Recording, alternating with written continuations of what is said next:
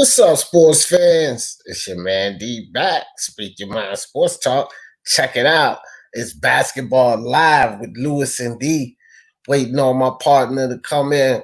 Alistair first in the building. What's good? Let's go. NBA Tag Team Champions, D and Lewis Sports Network. Yes, sir.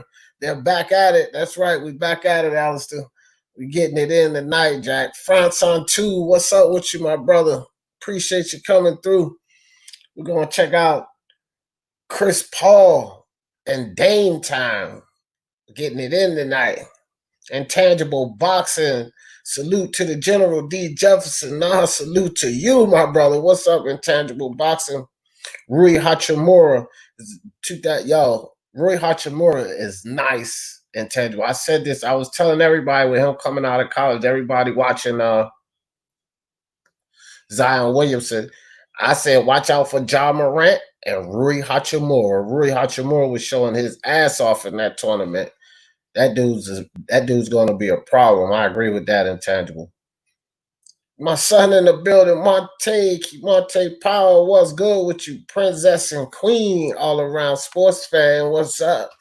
The Queen's in the building. What's good? What's good? Yep, Lewis is not here yet. Let me see if Lewis cranked up yet. All right, there he is. He's up. Hold on. So let's get ready to start up, guys. Hold on, I'm getting ready to jump on. I gotta log on with Lewis right quick. Y'all give me a minute. We're gonna get on with my man Lewis. He probably over there standing there waiting for my man D to come through.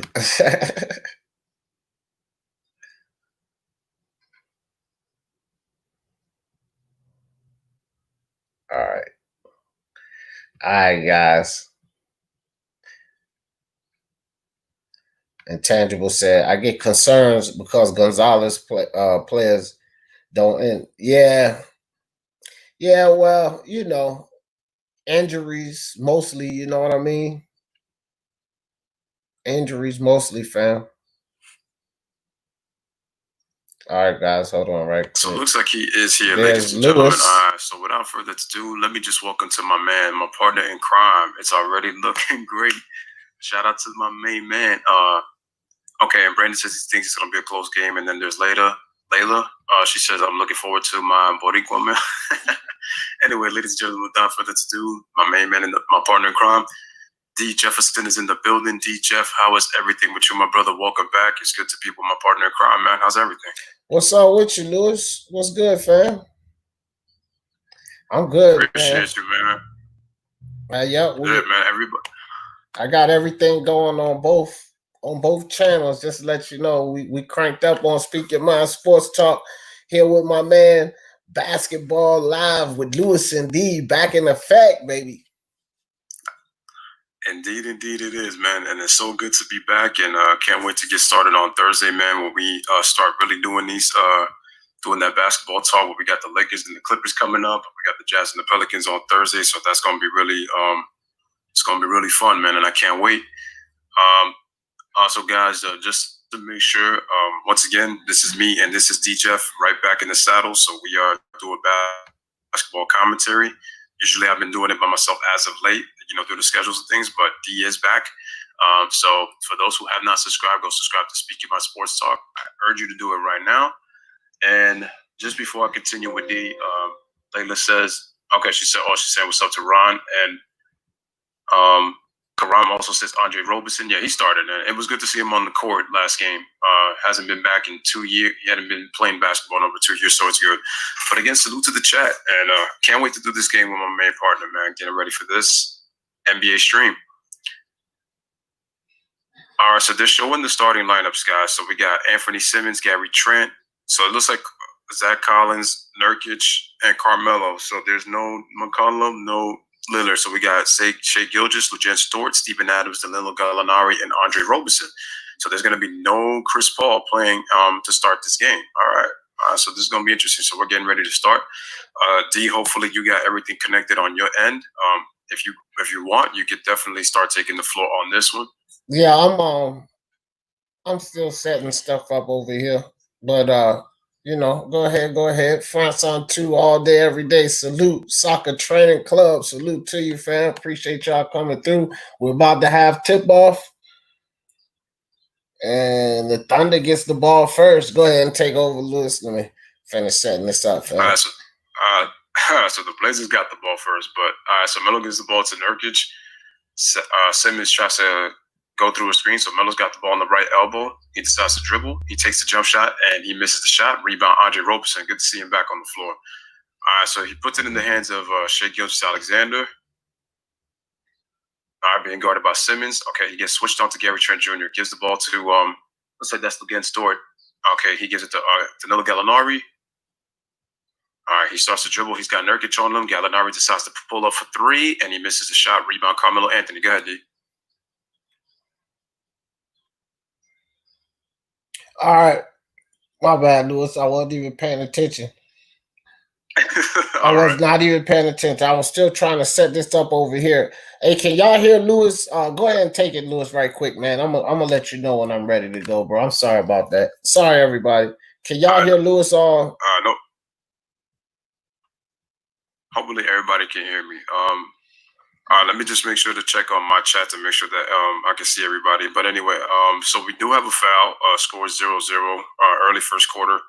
Again, smash the like, hit the subscribe as you guys come in. So here comes Anthony Simons, who's got the basketball. Melo tries to get open through a screen and gets fouled by Andre Roberson. And once again, it's good to see Andre Roberson back on the court again after missing 2 years with, having that devastating knee injury he suffered in Detroit. Yeah, last game he played on was on January 28th.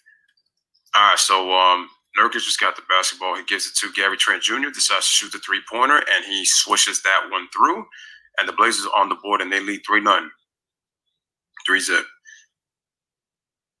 So Alexander comes right back, delivers the ball to Gallinari on the catch. Melo trying to fight through that Roberson screen right here. Roberson passes it back to Steven Adams. I call him Aquaman. Gives the ball to Gallinari. Goes around, tries to go around Nurkic, and he ends up turning it over. So that was good defense by the Blazers. Nurkic using his body. Gary Trent gets all the way to the basket, misses the shot, and the ball is out of bounds, and the Blazers will still have the basketball.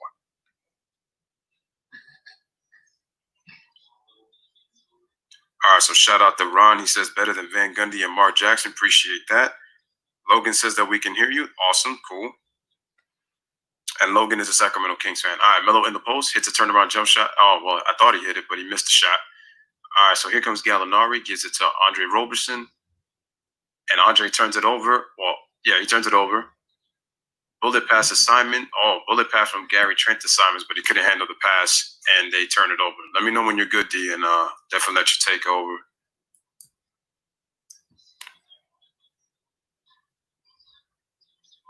All right, so looks like I'm still waiting for D, but while he gets set, we'll just continue. All right. Smash the like, hit that subscribe. So Shai Gilgeous got the basketball. He dribbles all the way to the basket. Cross-court pass to Roberson in the corner for 3, but he misses the shot. Rebound, and the ball will go to the Portland Trailblazers. Again, salute. Salute to everybody in the chat. OKC Thunder versus Portland Trailblazers basketball NBA scrimmage with Lewis and D. So here comes Simons. He brings it up. Passes the ball to Nurkic, tries a bounce pass, but turns it over. Gary Trent stopped too soon when he tried to cut. So Portland turns it over. Salute to everybody in the chat. And Gallinari passes it to Luguentz Dort. And looks like a foul was on Zach Collins pushing off when trying to get position against Steven Adams. So we got 9:26 remaining in the first quarter, 15 on the shot clock.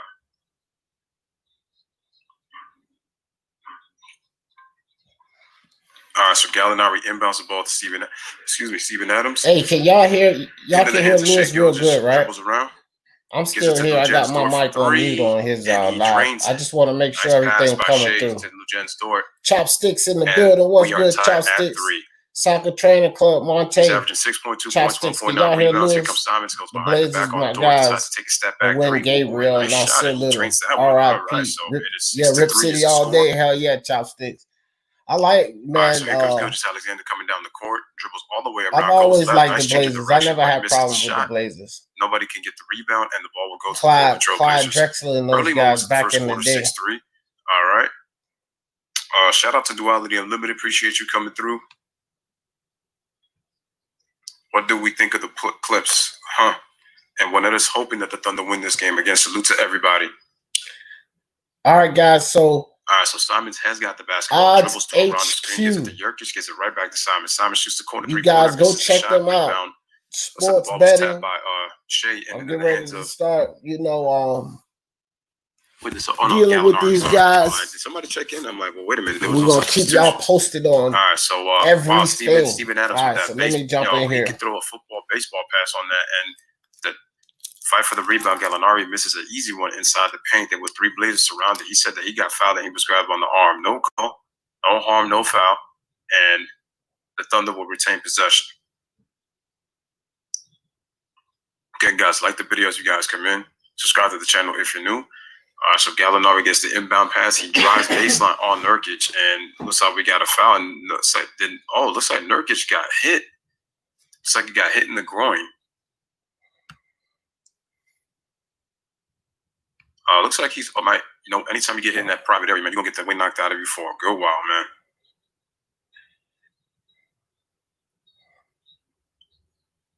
So there's Gallinari driving, and he gets the foul. I wonder where he hit him. I wonder if he hit him with the knee. Yeah, because Nurkic is he's still kind of laboring a little bit. All right, so Shea Gilgeous has got it. Dribbles around another screen. Oh, he tried a Euro step in the air, but I think he got called for the trap ball.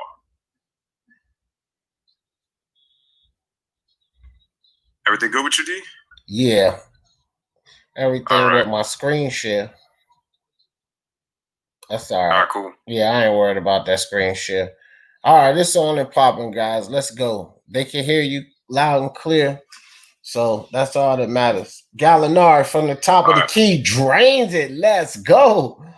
Gallinari with the 3-pointer. 7 minutes, 49 seconds left on the clock. OKC bring the ball down. Steven Adams, what did they call it? Travel? Look like they called it travel on the rookie. Yeah, they called it travel. All right, guys. Yeah, and I heard you too. It is good to see Andre Roberson back. He's been itching to get back, but I think he's gonna be huge for OKC. OKC shocked a lot of people this season. No one expected them to do as well as they have.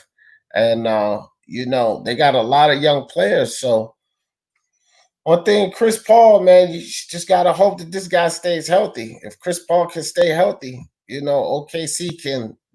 I'm not saying win the whole thing, but they can disrupt a lot of teams' chances. There could be one of those teams that disrupt the team's chances that could have probably went. You know what I mean, Lewis? Absolutely. And shout out to Mike Aldridge. He says, is Dame starting this one now? No, Dame is not starting this game. I don't think he's playing. I'm hoping maybe he comes off the bench, but if he doesn't come off the bench, it looks like that he's not playing for this game. Dame is also dealing with an injury as well, so he has a foot injury. But yeah, like Dee was saying, I think Oklahoma City have surprised a lot of people this year. Chris Paul, I definitely think, I know his numbers are not going to replicate it, man, but I know he's got some advanced numbers. I don't know them quite exactly. I was looking at them earlier as to why they think that he has a case to be in the MVP conversation, which I think he should be. Like I said, his numbers don't reflect the impact that he's had on the Thunder. What's up, Jeff? Appreciate you coming through, and the fam. Thunder, like Dee said, definitely can surprise some people, in the West. I have them as one of my dark horse teams in the Western Conference. Yeah, your Thunder are kind of rusty. But again, the scrimmages are going to help. I'm pretty sure there's probably going to be a practice maybe or a day off, and then we're going to get started in the bubble. No doubt. And man, that's what I'm really waiting for. These scrimmages are nice, and last week, guys, I actually wanted to jump in there with Lewis a little sooner, but I kind of was a little under the weather. But these scrimmages are good because they're giving us a chance to look at some of these non-stars play. And I'll tell you why that's important, especially going into the playoffs. Depth is everything, guys. So we need to, this gives us a good look at what some of these teams, guys on the bench can do. Because we don't have McCollum playing tonight. We don't have Lillard playing tonight, and as they shouldn't be. To tell you the truth, they should conserve those guys for the games they have coming. So yeah, that's right. So it looks like Melo's going to the free throw line. Might have been a technical foul, I think. Maybe on an argument over the call over the small little commercial break, but he misses the free throw. So the score are the Blazers have a 6-point lead. They lead 9-3 with 7:44 remaining in the first quarter. As you can see, there is Coach Donovan for the Oklahoma City Thunder, and he's done a terrific job with this team. I was just about to ask you, what do you think about how Donovan's done with this team? But you said it before I asked you. Yeah, I think he's done a great job as well.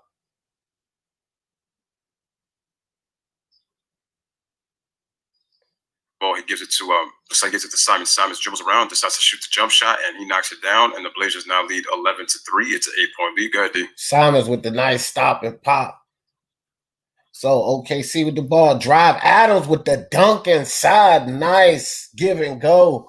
That's that pick and roll, give and go action. Steve Adams is good for that. 5-11. Portland Trailblazers up by 6. 7 minutes left in the first quarter. Simons with the board. With the ball at the top of the key. Sorry about that.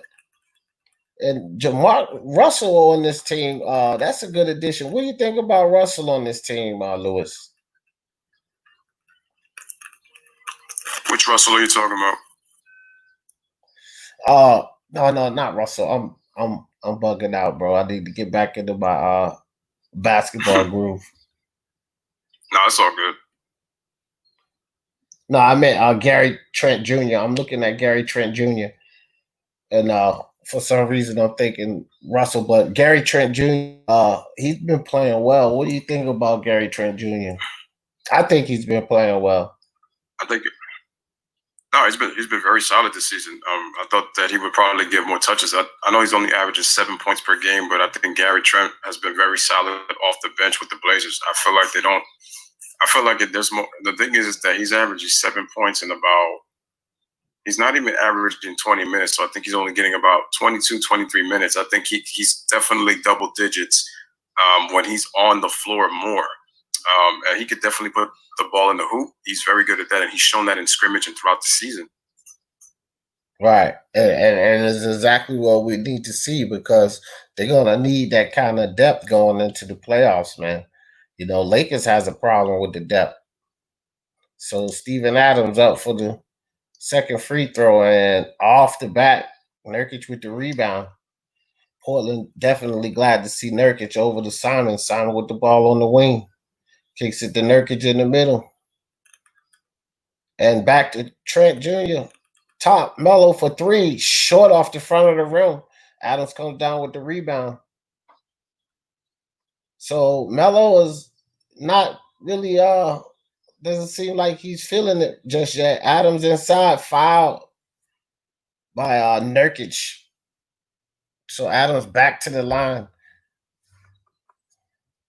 Well, Melo's starting off a little slow. They're going to need Melo to pick it up. This is a good look at Carmelo Anthony, too.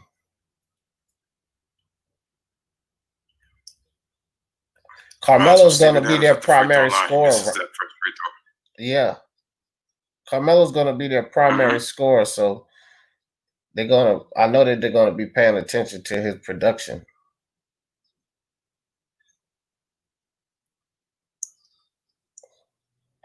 Good fight for the rebound by Melo. Wow. Go ahead, Lewis. Nurkic got the ball, gives it to Anthony. I'm trying to see who's in the game. No, that's still Simons. Okay, so he shoots the floater, misses a shot. Rebound to Gary Trent. He gives it to Nurkic, decides to shoot the 3 on Steven Adams, and he drains that shot, and the Blazers have established a 10-point lead. They lead, I guess you say foot in the line, so it's 15-6. Again, salute to everybody in the chat. So Gallinari's got it, gives it back to Shai Gilgeous-Alexander. Shai Gilgeous-Alexander, I keep forgetting that he's got the little ponytail on his head back. All right, so crosses over Nurkic, gets into the paint with the right hand, and he draws the foul. Nice aggressive move by Shai Gilgeous, and he'll go to the free throw line to shoot free throws. And what are your thoughts on Shai Gilgeous-Alexander and how well he's played this season? And I know he had a good rookie season last year. Spectacular, bro. I did a video on this too, actually. The trio, these 3 guys. You know, Chris Paul, Shai Gilgeous, and Schroeder. You know, all three of these guys, which you just seen right there, can create. You know what I mean? They can create their own shot, but they're also pretty wise with the ball as well. So this trio of point guards is killing the league, man. It's tough to deal with. And I think he's been playing phenomenally, playing next to Chris Paul and Schroeder. You know, Schroeder with the nice backdoor cut. Schroeder with the experience. You know what I mean? These guys, it's awesome. I like Gilchrist. So Gallinari gets the ball back and he misses a jump shot. Rebound to Simons. Simons with an outlet to Gary Trent. Nice half spin move, but he turns it over. And nice extra outlet pass by Steven Adams to Danilo Gallinari. He scores for 2, and the score is now 15-10. Go ahead, dude. Yeah, that was a nice hand by Gary Trent. Gary Trent got his hand in there to disrupt that pass. Other than that, that was a clear dunk by Diallo. So Nurkic with the ball up top to Gary Trent. Gary Trent gives it away, throws it right over the head of Nurkic. Gilchrist comes down with the ball. Is that Schroeder kicks it over to Dennis Schroeder? Schroeder back to Gilchrist, back over to Schroeder. Schroeder fakes the 3, goes inside. Nice drive inside on Nurkic by Schroeder for the score. So Thunder with a little push to bring that score within 3. Carmelo backing down Gilchrist. Nice pass across court over to Trent. Trent to Simons. Simons drives inside. Wild shot inside off the side of the backboard. Gilchrist comes down with it into Gallinari for the nice layup. So Thunder within 1 point. 1 point that quick. This is the NBA. Let's go. Nice drive by the Thunder to get back in the game. That was a real nice drive. All right, nice pass by Steven Adams. All right, so we got 3:55 remaining in the first quarter. Portland leads OKC 15-14. All right, so again, smash that like, hit that subscribe for both channels. Ron says, I think the fact that Russ left OKC, Billy Donovan can finally coach the team the way he likes. And I said I felt that Russ had a little too much power and caterance from the organization. So now you don't have to really deal with that. And now that he's in Houston, now Billy Donovan can coach his team, but also remembering that Chris Paul is an extension of the coach. So you have another floor general out there. So there's not really much of a pushing and a clashing of egos going back and forth. He's just allowed to coach his team the way that he had originally wanted to. And also Layla says, I need reassurance. I give him this. This is total. We know what's going to happen. Yo, Chopstick says that Schroeder is a serious can. Yeah, no, I was just going to say Chopstick says he also liked the Nuggets with Djokovic and Jamal Murray. Yeah, I like the Nuggets too, Chopsticks. That's one of my dark horse teams. I keep telling people stop sleeping on the Nuggets. But that's one of those teams I think that could disrupt a whole lot of people's chances. I'll tell you that right there. Go ahead, Lewis.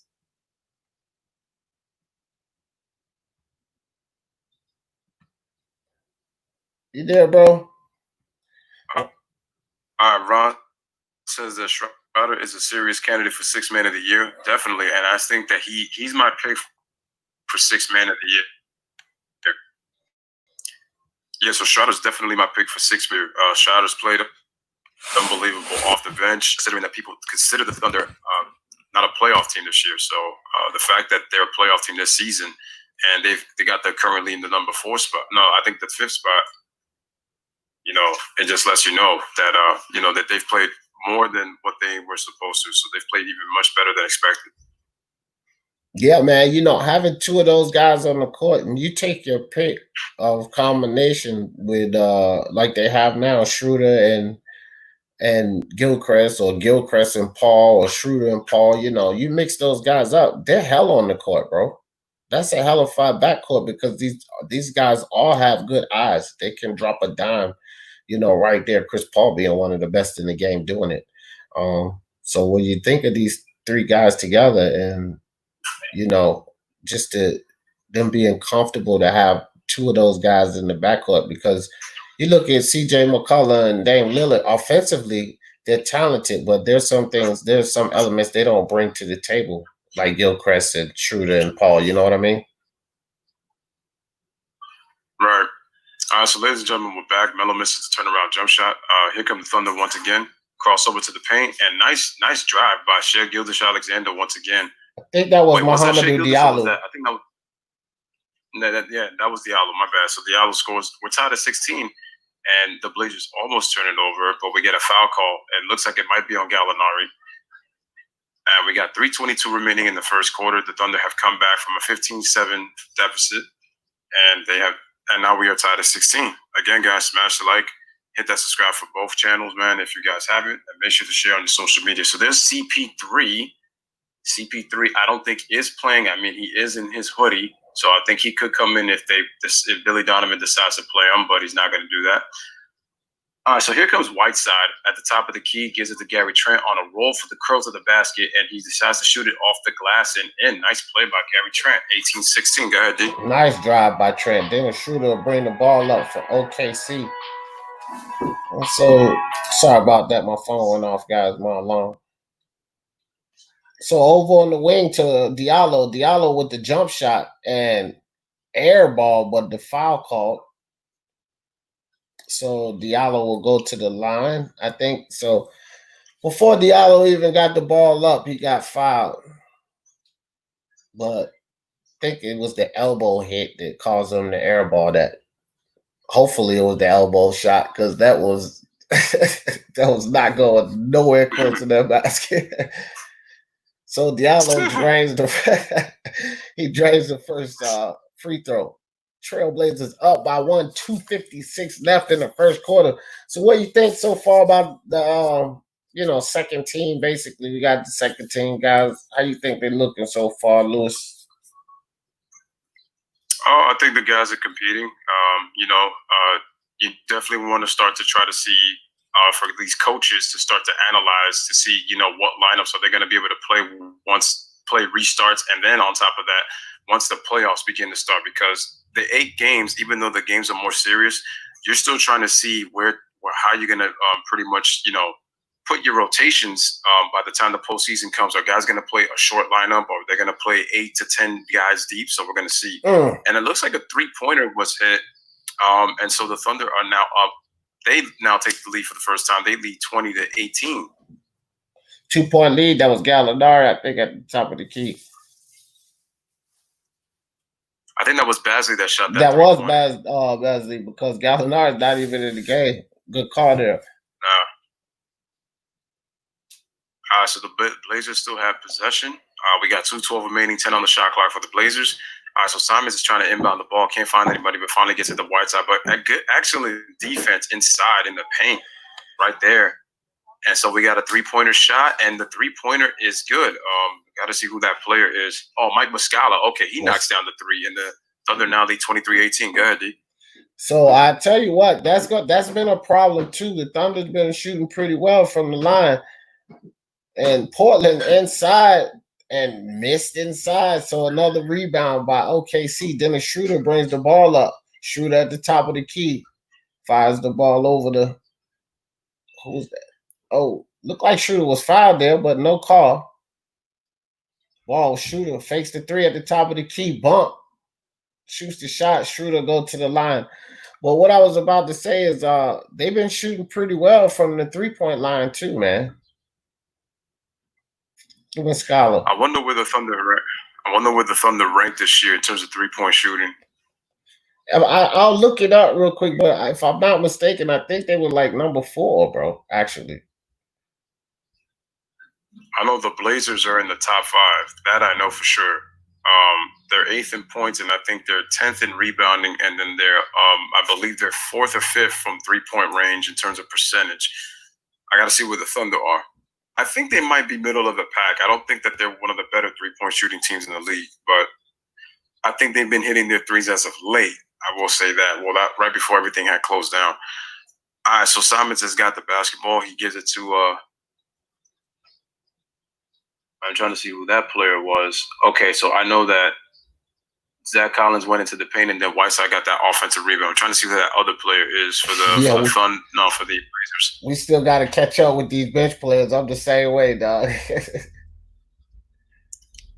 All right, so Basley goes into the paint. He scores. He's got 5 points in the Thunder lead, 27-20. Thunder already have 15 bench points already, 15-2. All right, so Simons kicks it out to wow, Whiteside already. No, was that? No, that wasn't Whiteside that lost his balance. Anyway, that was trying to see who just shot Zach that Collins three. that lost his balance. Okay, Zach Collins shot that 3.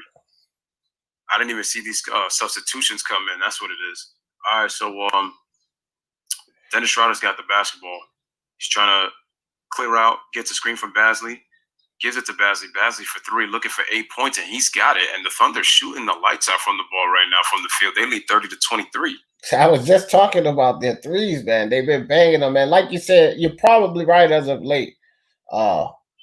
You know, but you know that's what matters. What you're doing now. So Whiteside for the 3 off the front of the rim. But Diallo with the rebound. Simons with the ball at the top. Shot clock, 1 second differential.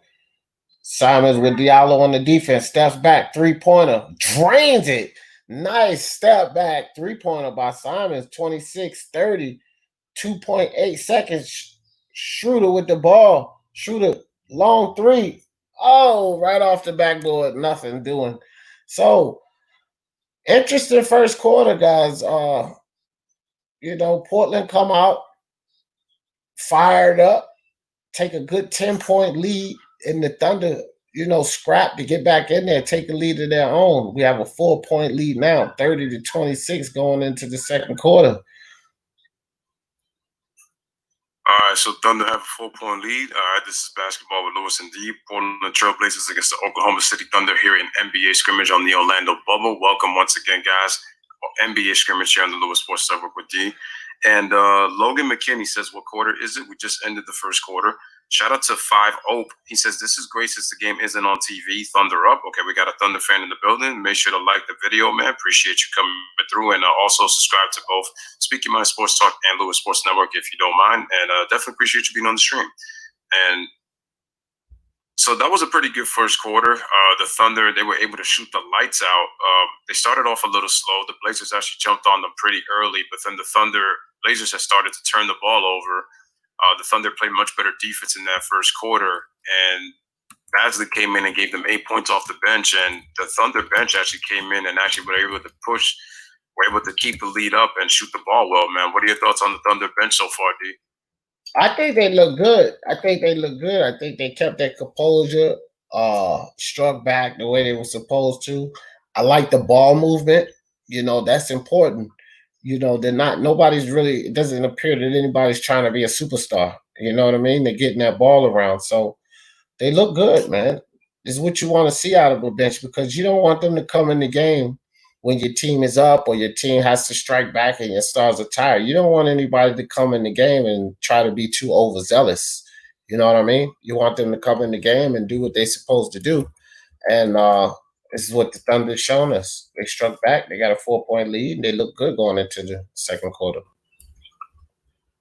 Speaking facts, and so for those who want to know, Damian Lillard and CJ McCollum are sitting out for today's scrimmage, so they're not going to participate in the scrimmage. They're going to be sitting out, and it's the same with Chris Paul. He is not participating in the scrimmage.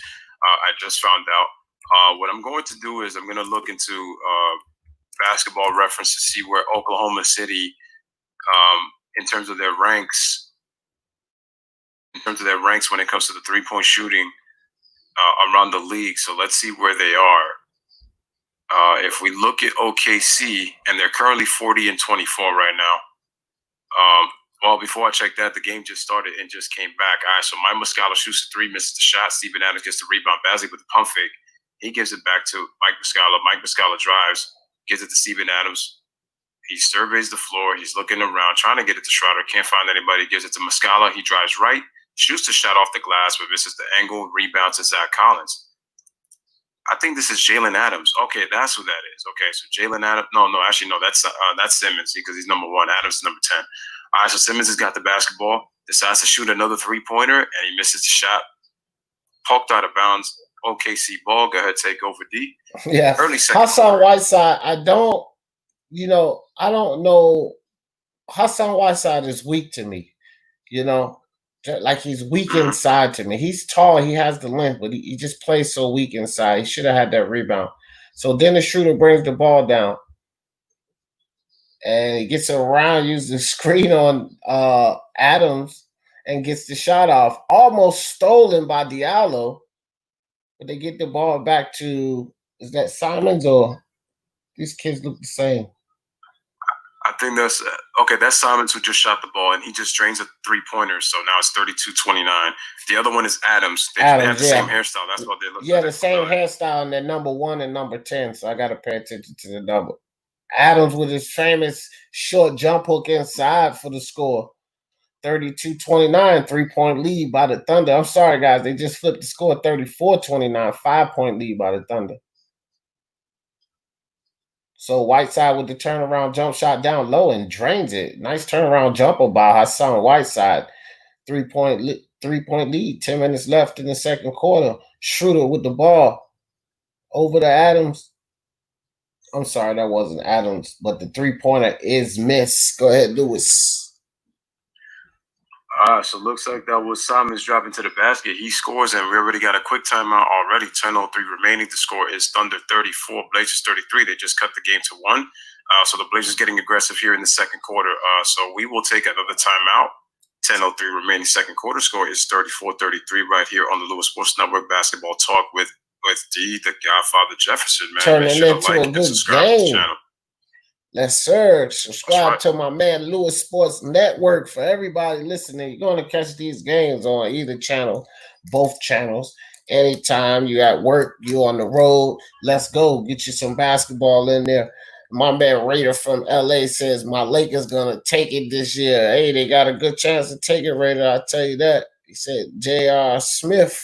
Chopstick said J.R. Smith made 6 threes yesterday. Yeah, and a lot of Laker fans are excited about J.R. Smith making those threes. Let's see if he can do that in the playoffs.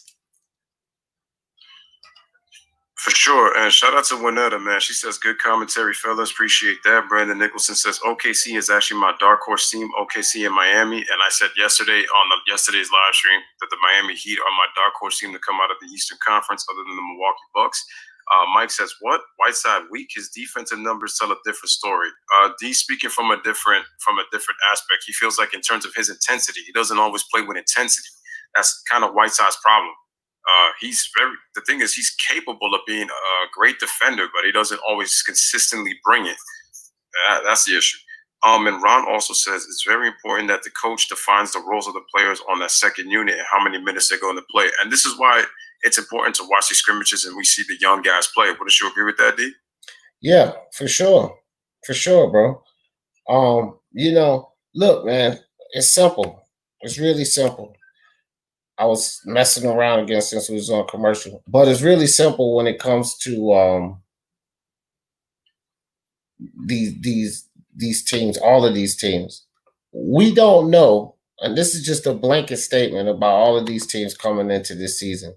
We don't know really what we're going to get, guys. We really don't know. It's a question for all of these guys, right?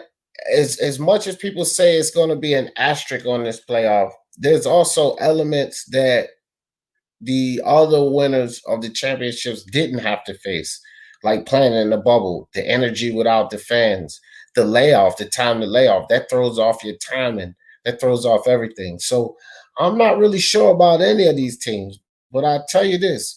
The first 8 or 9 games that Lewis and I run for you guys, we're going to start to get an idea. We're going to start to get a real idea of who the teams are that kind of held things together and who are the teams that kind of fell off. We're going to see that really quickly.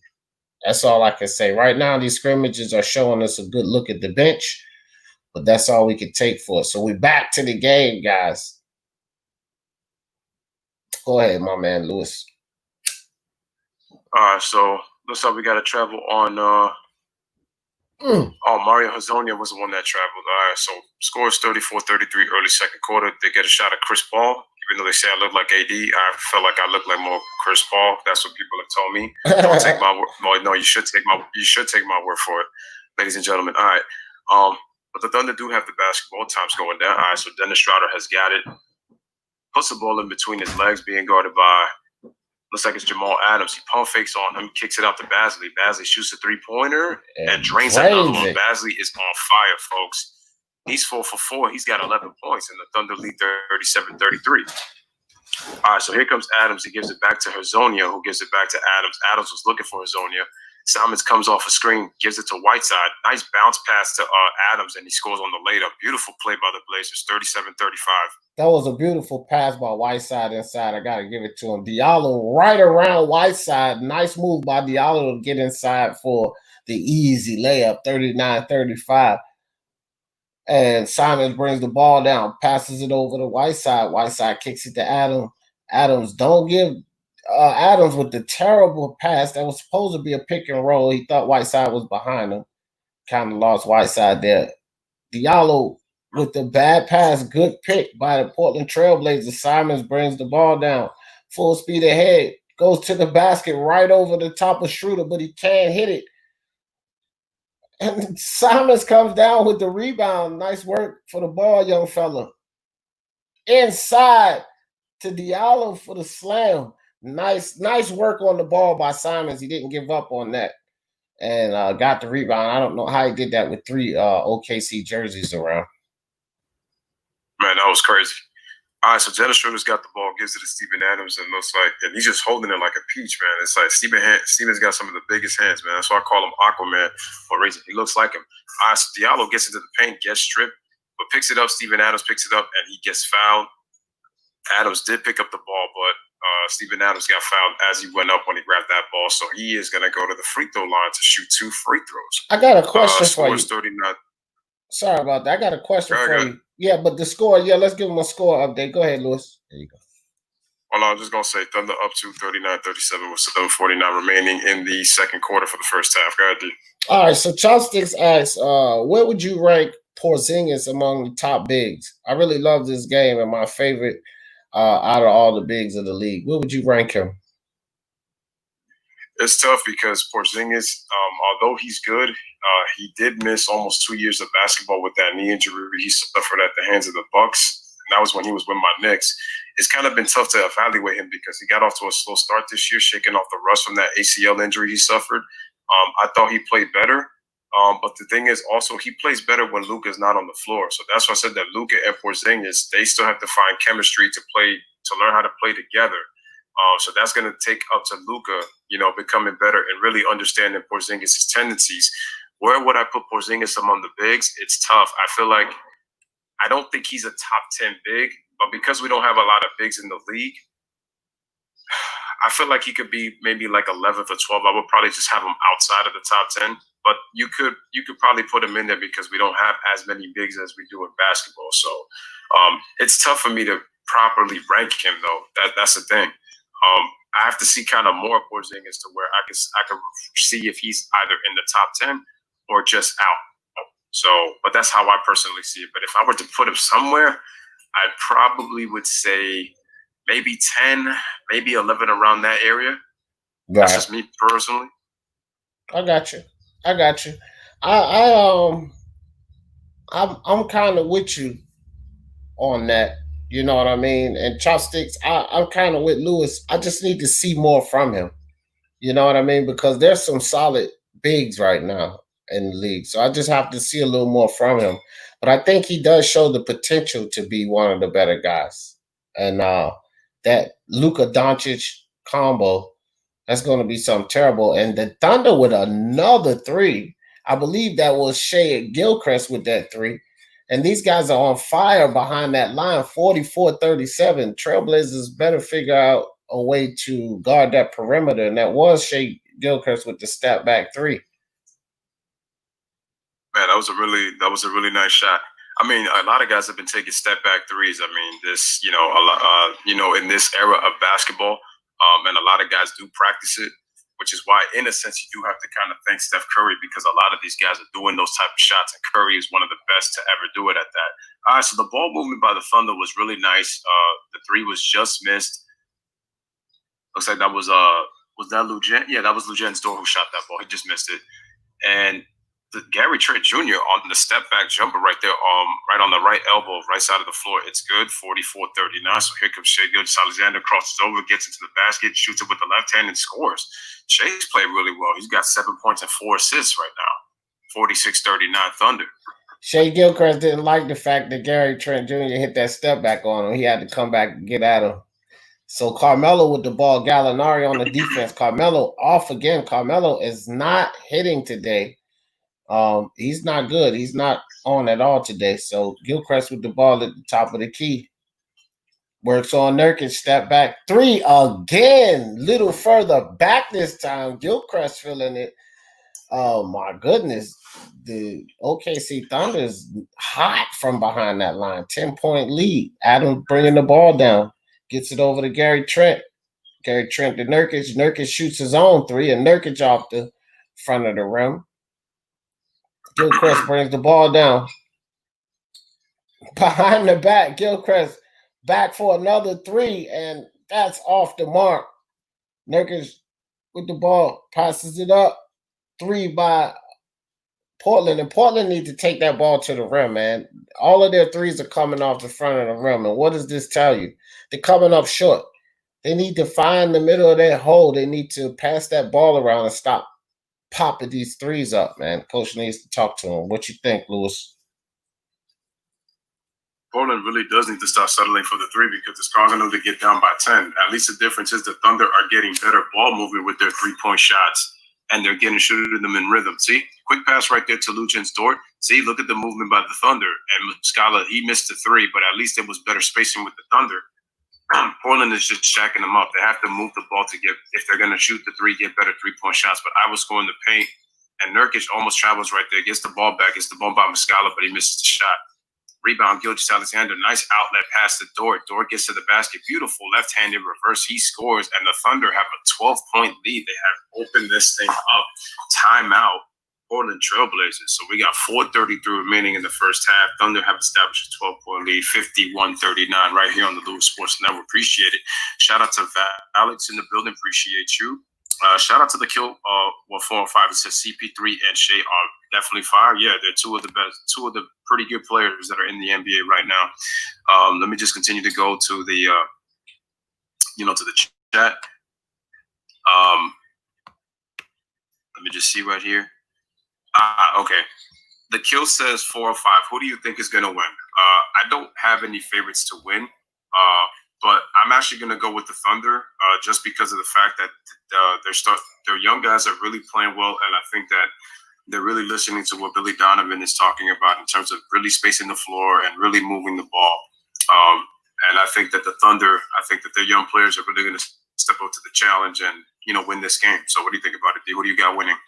I agree with that, and let's keep something in perspective here, guys. This is like a second season since it's the return of the NBA, so this is basically like a second preseason, so to speak. They're taking a look at their benches. They're taking a look at the guys that are going to ride when their starters are out.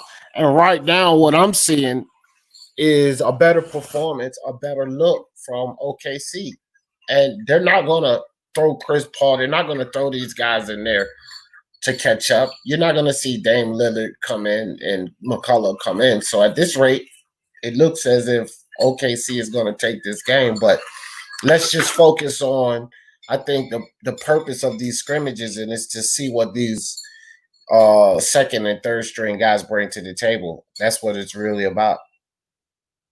Mm-hmm. And Corral says that people are forgetting about one player, and that's Darius Bazley. Yeah, Darius Bazley's played very, very well. I mean, he's kind of kept quiet. He's kind of kept quiet. Gives you athleticism, can shoot the 3, puts the ball on the floor at his size. So he's a very good player. Okay, so Fiop has a question. He says, "Who is your pick for Coach of the Year?" And you wanna answer this one first, D? I have my pick already, but I just wanted to get your thoughts on who you have as for Coach of the Year this season. Oh, I don't know, man. You would hate to say Doc Rivers because of the talent he was laid on him, but in my opinion, with the Clippers doing as well as they have been, and the fact that Kawhi Leonard and Paul George, the two star players, have spent so much time off the court. I like Doc Rivers, bro. I like Doc Rivers. Okay. Okay. All right. So we're back. I'll answer that question in a bit. 5-0. All right. So Simons has got the ball, gives it to Melo, sets his feet, shoots the 3-pointer. He drains that one. Nice shot by Melo. And we have a 9-point game, 51-42. All right. Smash the like button. Hit the subscribe for Speaking My Sports Talk and Nova Sports Network. Make sure to like the videos you guys come in. So here comes Shai Gilgeous-Alexander, who gives it to Dort. Shai Gilgeous drives on Nurkic. Ooh, nice in and out with that crossover. Gives it to Dort. Pump fakes on Simons. Drives around him. Shoots the right-handed floater. Makes it in, but I guess he might have gotten fouled on the floor before the shot. Yeah, no point, no basket. He was fouled a little bit before that shot.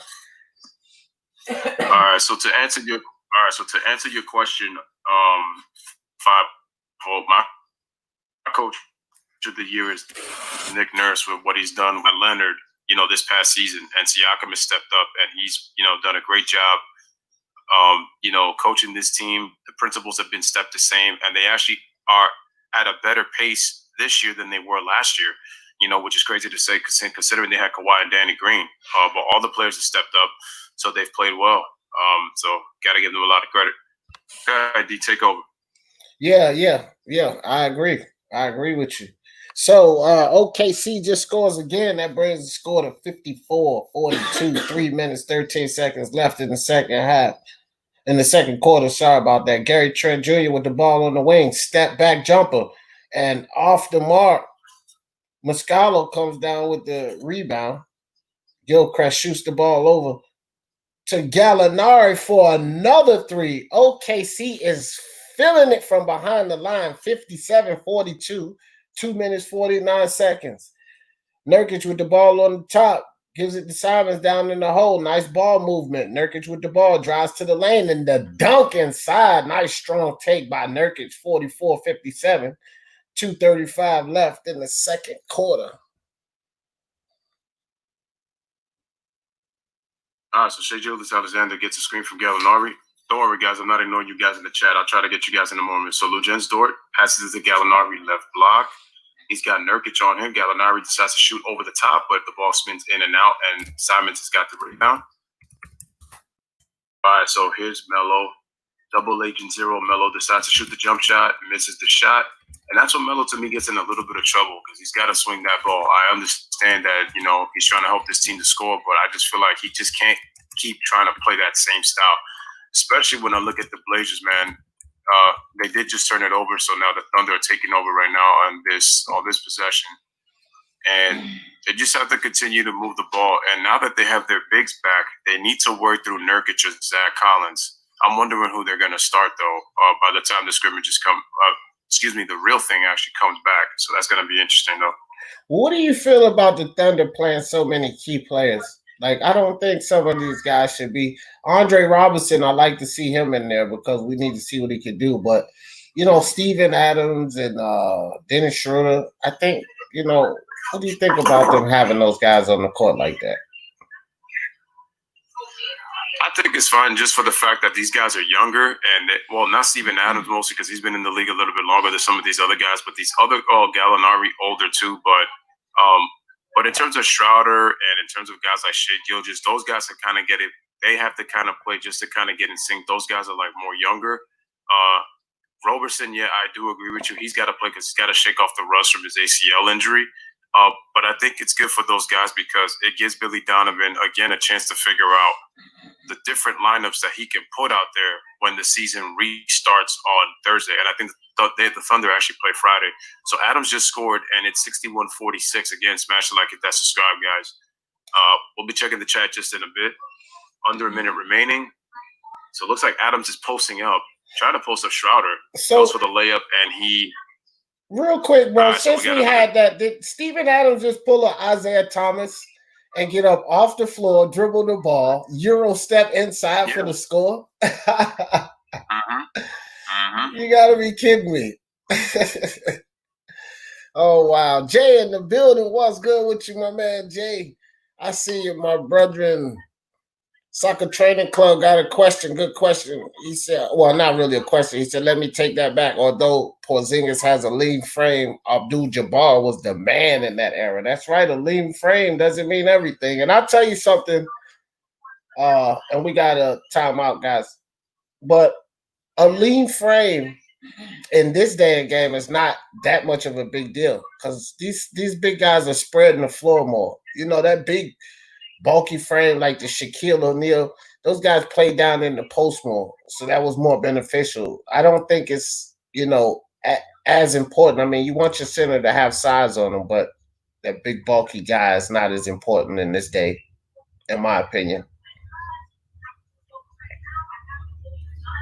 So Melo comes back. He just scored on the jump shot. So the Thunder are going to have the last possession, and I will be checking through everybody in the chat after this. And just like that, Dennis Schroeder gets into the paint. He scores 15-point lead, 0.2 seconds remain. 8.2 seconds remain, excuse me. So Adams should be picking that ball up. There he goes. Dribbles around, and there's a foul on. Actually, no, that was Simon, excuse me. Carmelo. Dennis Schroeder decides to foul Simon. Yeah, they had a foul to give, so he just wanted to take a little time off the clock before the halftime.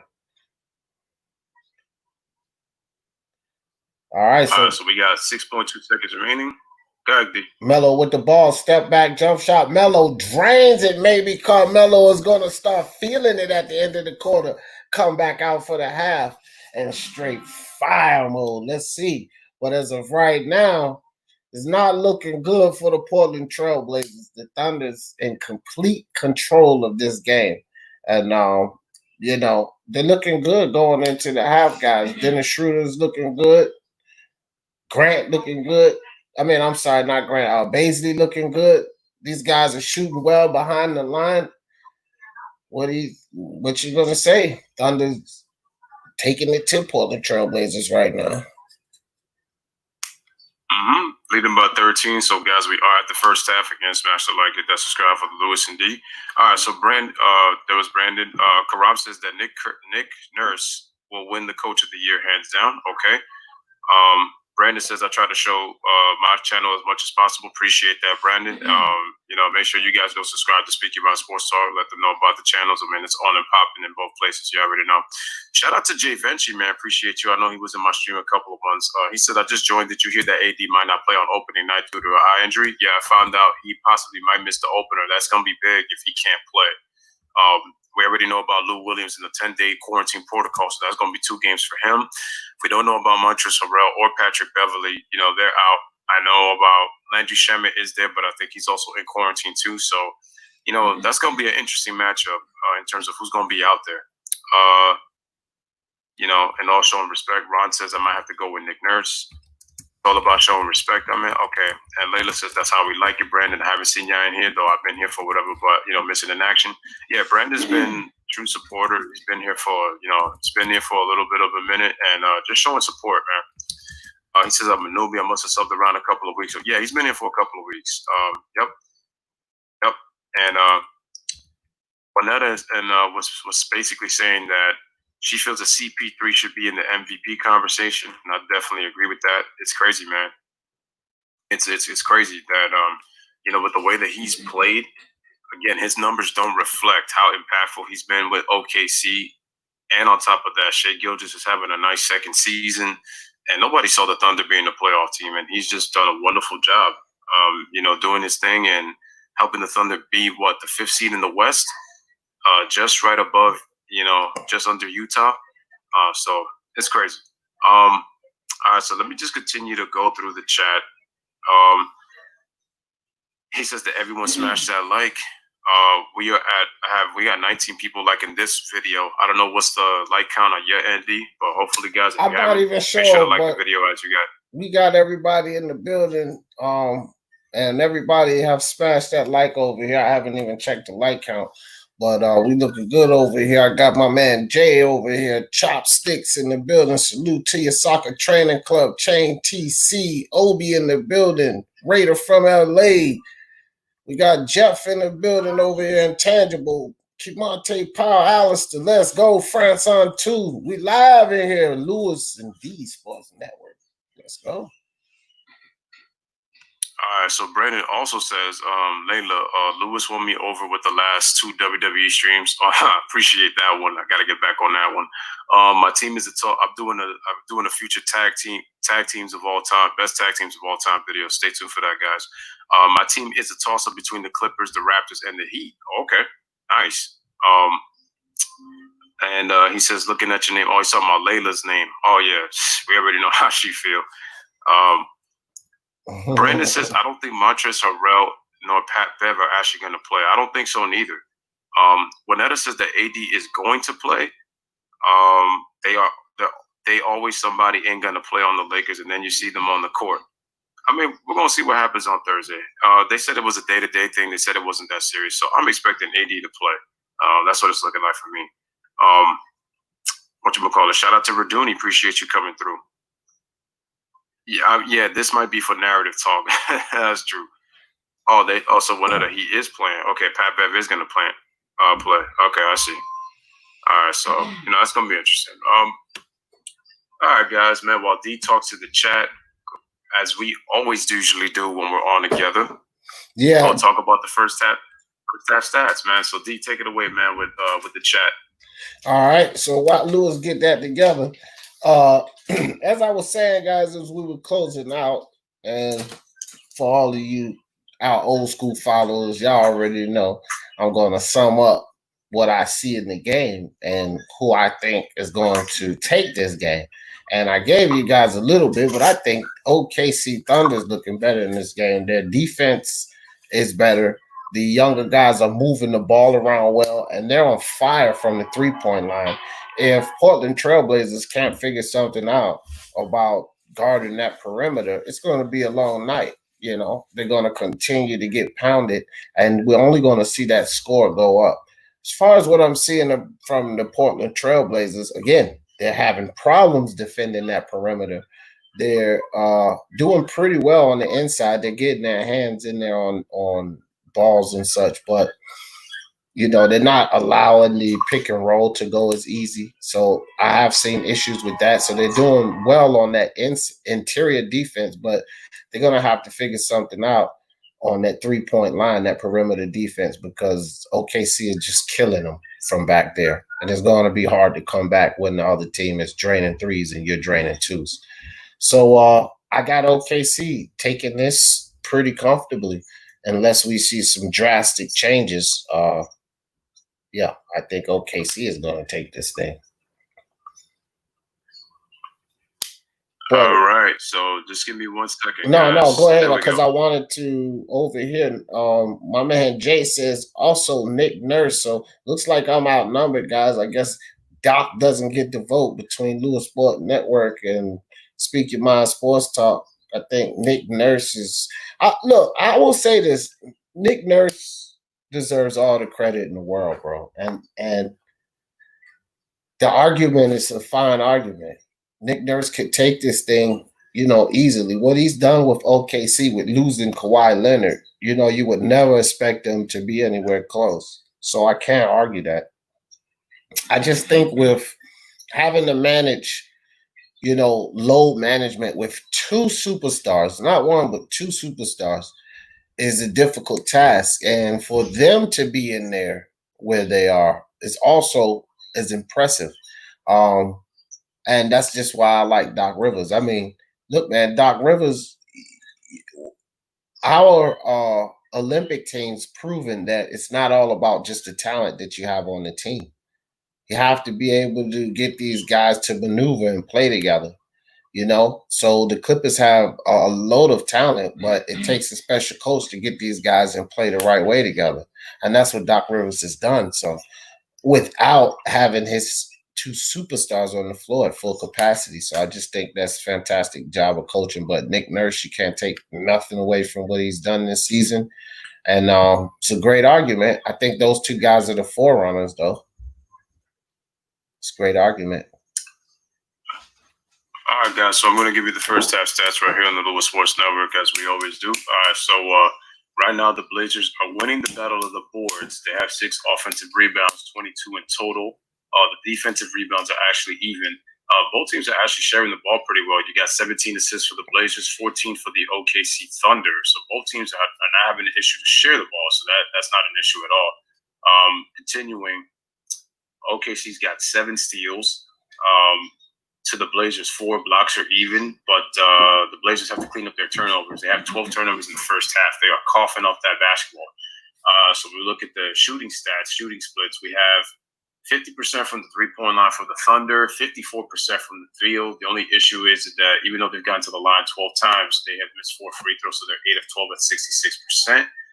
For the Blazers, 43.8% from the field, and then 42% from 3. And as I always say, ladies and gentlemen, those are your first half stats right here on the Luton Sports Network. As we wait for the NBA League Pass to return for the second half between the Blazers and the Thunder right here on this channel. So let's continue to look at the chat. Layla says that I'm into wrestling more than ever because of Lewis now. Appreciate that. Not only has Chris Paul played well, but there's been no drama. That's the key thing, because in recent years, Chris Paul has had a lot of drama follow him, whether it's been him, and it's not necessarily always him. There's just always something going on between him and somebody, or something between an organization, whatever it is. I remember those issues he had, with the Clippers and, things like that when he was a Rocket, and when the Clippers going up against Blake Griffin and stuff like that. So we continue. This is going to be an easy game for the Lakers if there's no Lou Will, no Pat, no Montrez. That's a big part of the Clippers' depth. Kawhi Leonard's going to get it if he don't play well. Hit it there, homie. Jay says Doc doesn't just go ahead. Go ahead. No, you good. No, I was just gonna say Jay says KP can be a nice Robin, needs to be more consistent. Injuries derail him. And he was like, haha, Toronto, not OKC. We know what you're saying, though. Yeah, he was talking about me. I just wanted to read that. Go ahead, my bad. Okay, no, that's all right. Layla was saying that she kind of disagrees with you on the Coach of the Year. She says he doesn't deserve it because he doesn't inspire out the respect from the players, and she feels like she's kind of disappointed in him. In terms of this season, especially with what's kind of going on with some of the players in the locker room. I will say this. I think with the amount of distractions that the Clippers have had, the injuries that they've had with guys in and out of the lineup, Kawhi Leonard and Paul George not playing as many games as many people expected that they would, just due to the fact that a lot of people are putting a lot of expectations on this team because they both are together on the Clippers. They've done a pretty good job at 44 and 20. They've never really had their full lineup together, but for them to be distracted as they are with everything that's happened, I think that it's still a pretty successful job.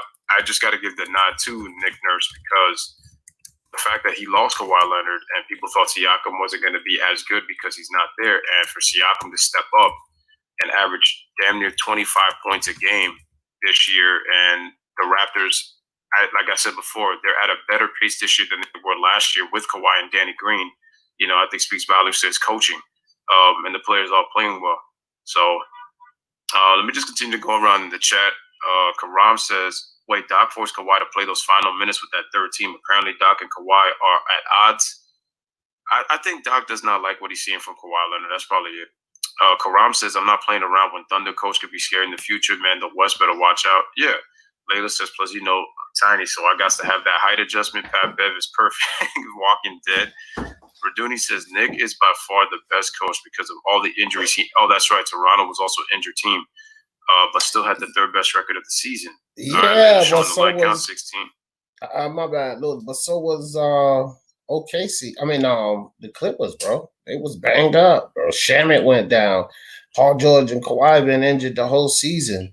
Montrez they was banged up too, bro. So I mean, like I said, Nick Nurse had a tougher role, I would say, because they lost Kawhi Leonard and the Clippers gained Kawhi Leonard. But at the same time, how much of Kawhi Leonard did they get?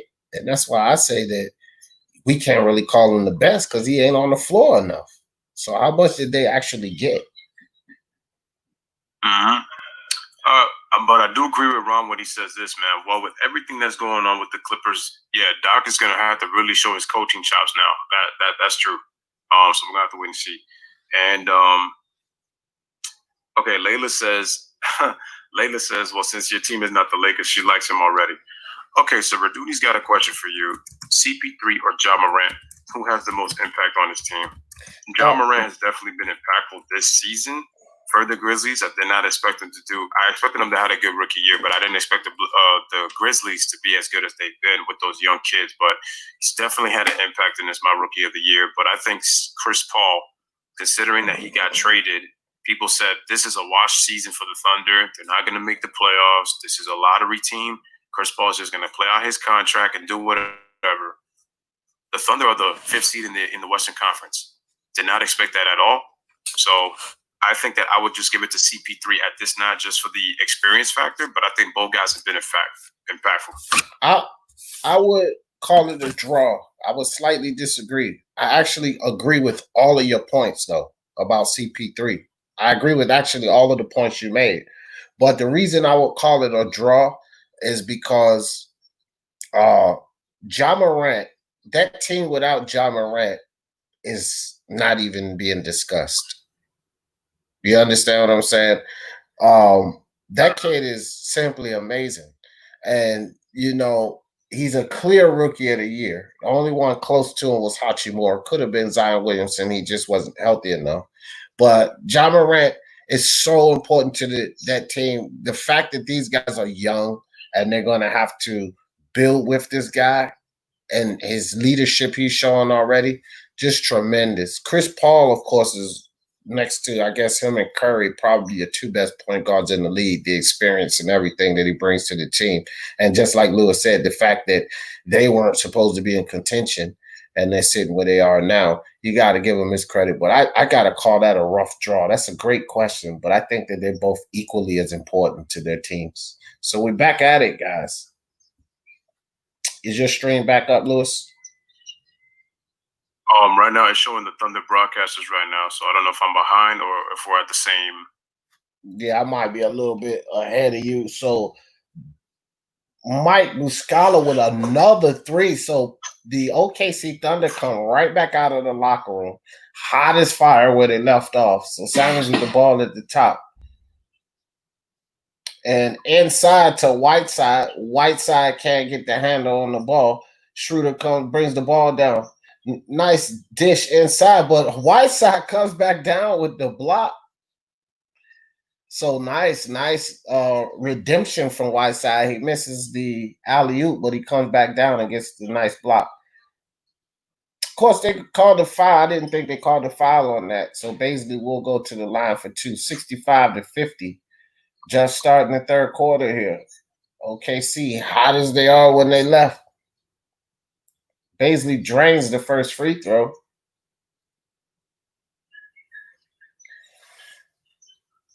You might want to refresh your stream, Lewis. Give me a second, D. Trying to get that thing fixed up because my thing is way behind. I got you, fam. All right, so Baisley drains both free throws, 67-50.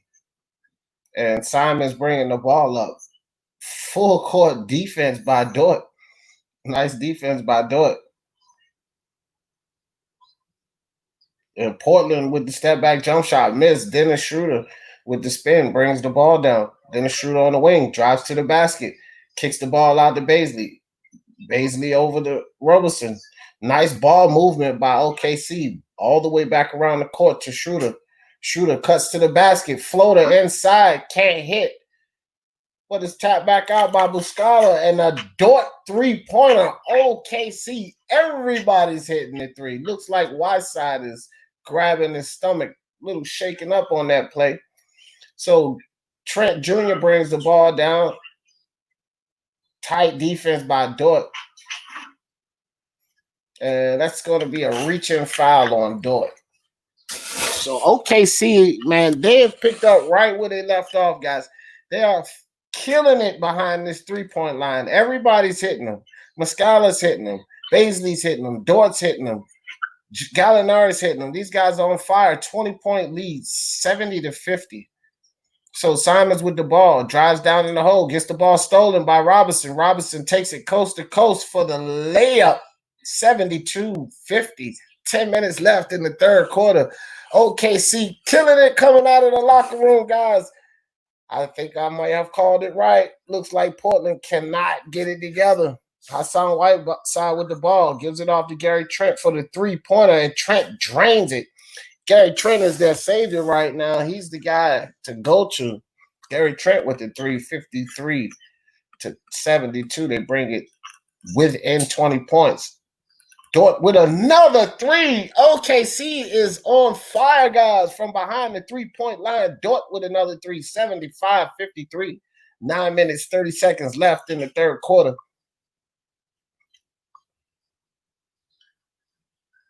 All right, so okay, so I am back now. Apologize for that, guys. I mean, the streams are going crazy. All right, so we got a steal by Mario Hezonja, and we got a foul call. The score is 75-53, 9:20 remaining in the third quarter. The foul is on Dort. Shout out to Greg as he says, where can I watch the game? You got three places, my man. NBA Streams XYZ, Crack Streams, and also on NBA Buff Streams. You type those three in. One of those three, you should be able to watch the game. And so Andre in the building. What's good, Andre? Go ahead, Lewis. No doubt. And so Luguentz Dort actually has 11 points. He's 3 of 4 from the three-point line. Okay, so I know there was a question given to me. What was it? Oh, Logan. He says, "How do you feel about Jaren Jackson when he's healthy?" Jaren Jackson's a very good player. I like him. I know you have the Jackson brothers with him and Josh. They're not brothers by relation, but I'm just saying because they got Josh Jackson on that team too. I think he's played pretty solid. He's been playing pretty good defense on this team. I just think that he definitely brings some athleticism. I do sometimes don't like his shot selection though at times, but he's definitely a very good young player that they definitely need to keep for the core that the Grizzlies have with him and Brandon Clark and Dylan Brooks. Obviously Josh Jackson, DeAndre Milton. They have a really nice young team. To build for the future. And I think their coach has done an exceptional job in his first year with the Memphis Grizzlies. The sky's the limit for this team, honestly. Yeah, man. I think Josh Jackson's long ball is a threat. That kid is getting better and better. I do agree with you, Lewis. Sometimes he could choose a better shot selection. But the fact he's so tall and he's improving that three-point shot, that's dangerous because this kid is athletic. Hezonja hits the first free throw. This kid is athletic, guys. And, this Grizzlies team, the sky's the limit, just like Lewis said. Hezonja misses the second free throw. Another technical foul. I didn't catch who the tech was called on. Might have been Billy Donovan. Yeah, I think so, because he looks a little angry. Like, anytime your eyebrows are singed in, like, doing that gum now. See, best. So Simons is feeling it for Portland. Whiteside and shoots a deep three. Yes, sir. I'll tell you one thing. Gary Trent Jr. and Simon said they are not trying to go away quietly. So Dort with the ball drives inside, kicks it back out to Bazley. Bazley up to the top. And nice feed inside by Dennis Schroeder. And that's what I was talking about to Muscala for the easy layup. These guys can drop a dime. Gilchrist can do it. Schroeder can do it. Chris Paul can definitely do it. That's what makes OKC so dangerous. 77-57, 20-point lead. Nice move inside by Hezonja, 59-77. And Schroeder will bring the ball up. Schroeder on the wing, behind the back. Schroeder brings the ball back out. Kicks it to Bazley, back to Schroeder. Schroeder drives down in the lane. Kicks it out to Dort. Dort drives the lane behind the back to Schroeder. Nice ball movement. Schroeder fakes the three. Over to Bazley. 4 seconds to shoot. Bazley with the spin move inside for the layup and fouled by Hezonja. Was that Hezonja? Might not have been Hezonja, but Bazley will go to the line for 2. Let me see if they show the replay again. Okay, so that was Zach Collins in the paint. I think it was Collins that might have fouled him. Might have been him. Yeah. Shot as the free throw is missed. Score 77-59. Shout out to the Sports Critic. Appreciate you coming through. Hopefully everything is good with you. I'm doing pretty good.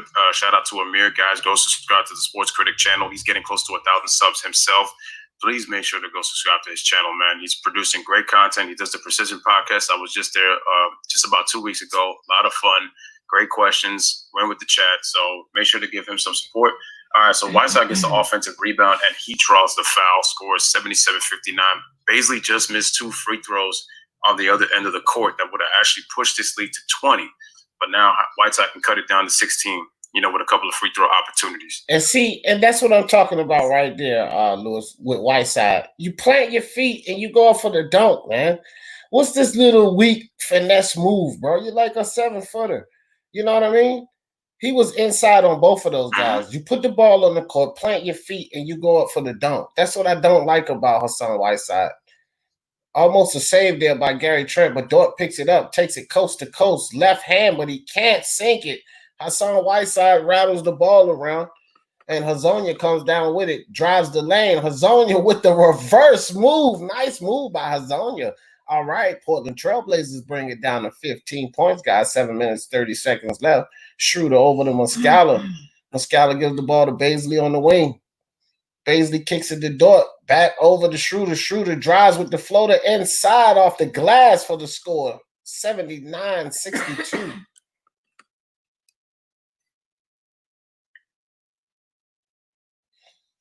So Hazonia with the ball up top. Over to Simons. Back to Hazonia. Hassan Whiteside will take the ball. Hassan backing down Muscala. Hassan with the turnaround jump hook. Miss. Muscala with the rebound. Down to Schroeder. Baisley with the Euro step. But Hassan Whiteside redemption again with the chase down block. And Trent for the 3 and drains it. Trent feeling it. Okay, timeout called. 79-65. Look like Portland Trailblazers trying to make a little run. All right, guys, 6:41 remaining in the third quarter, score 79-65. What was just a 20-point lead is now dwindled down to 14 right here on the Lewis Sports Network with Lewis and D Basketball Live. Again, make sure to smash the like button, hit that subscribe button, make sure to share on your social media and let others know about both Speak Your Mind Sports Talk and Lewis Sports Network. Truly appreciate that. Again, salute to Amir on the Sports Critic, and make sure to go check his channel out. It is truly awesome, man. I'm telling you, had a blast on that Precision Podcast with him. It was really awesome. Brandon says, he made a comment right here that was really interesting. He says, one of the biggest issues I see with the Portland Trailblazers is that they play that hero ball and they tend to jack up bad shots. That's what hurt them in the Western Conference Finals last season. What kills me is that with this team, Dame and CJ, I know that they had to play their game in terms of they had to carry the load offensively. But the thing is, you only make it a burden when you don't share the basketball, even with what you have. Obviously, you're going to have to score and you're going to have to put the team on your back. But I wonder now that with Nurkic and Zach Collins back healthy, are you going to really need to carry the offense? And because I was saying that when I did the last game of the Blazer game, that I said they need to run it. They need to run it through their bigs so that this will give McCollum and Dame more energy to not always have the ball in their hands. Because I just think it doesn't make a coaching change and get these guys really move the basketball. I don't see Portland going deep in the playoffs again. What are your thoughts on that? Yeah, I have to agree with you, bro, on every count, man. We got to get, another thing is we got to get some consistency with their 3 bigs. Now, not bigs in the sense of stature and size, but bigs in the sense of their 3 main players, which is McCullough, Dame, and Carmelo.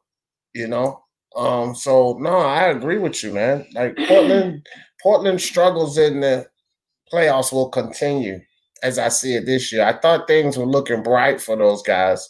I do think that Zach Collins being back is huge, and we got to remember, guys. CJ McCollum and Dame Lillard are still one of the most dangerous backcourts in the league. So I'm not going to count these guys out, but they do have some things they have to get better if you're talking about sealing the deal for a title. So I agree with Lewis on that. Yeah, I agree with you, fam. And we got a AD LeBron argument going on here. Well, we back on the game, guys. But Lewis, just a question I want you to keep in mind when we go back on a break. Number 1 option on the Lakers AD or LeBron. That's what we got going on over here on Speaking Mind Sports Talk. All right, so Dort with the ball, guys. Dort drives down inside, kicks the ball out to Robinson. And I think it was a 3-second violation by Muscala. Yeah. Good defense by Portland, man. Yeah, because they didn't. So Hazonia with the ball. All right, so Mario has. Go ahead, Lewis. No problem. So Andre Roberson gets the rebound into the hands of Dennis Schroeder, who gives the ball to Luguentz Dort. Okay, the good ball moving by the Thunder. Basley wide open for three, but he misses. Blazers got a break on that one, but they don't get the offensive rebound. They don't get the defensive rebound, excuse me. So they move it, they swing it, Muscala gets into the paint, and he draws the foul, scores 79-65. Oh, before I continue, what you would call it? Oh, I was gonna say that I'll answer the question. I already got in mind in terms of the whole more valuable thing between LeBron and AD. We'll answer that in the next time out. But go ahead, take over, brother. Right, number one option, not who's more valuable. But Dennis Schroeder at the top of the key with the ball, kicks it back to Muscala. Muscala over to Dort for the long three, and Dort off the front of the rim. Hassan Whiteside gets the ball over to Simons for the rebound. Simons comes down. Simons fakes the three. Over to Hazonia, who throws the ball away out of bounds. So another turnover by Portland. This is not the way to come back. So Dennis Schroeder bringing the ball down. Turnovers, yeah, 16. That's just not a good look. Dennis Schroeder with the three off the front of the rim, a little short. Hassan Whiteside with another rebound. Dame Lillard looking on from the bench, saying, "Okay, guys, get it together." So Hazonia coast to coast, almost right off the front of the rim with the left-handed layup. Muscala with the rebound. Out to Roberson for three, and another three-pointer by OKC. Man, I'm not psychic, but I told you guys, these guys have been feeling it from the three-point line. And, my goodness, 82-65, man. They're killing it from the three-point line. Simons brings the ball down, kicks it to Hazonia. Hazonia drives inside. And foul and one. Nice move by Hazonia to get inside. So he'll go to the line 67-82.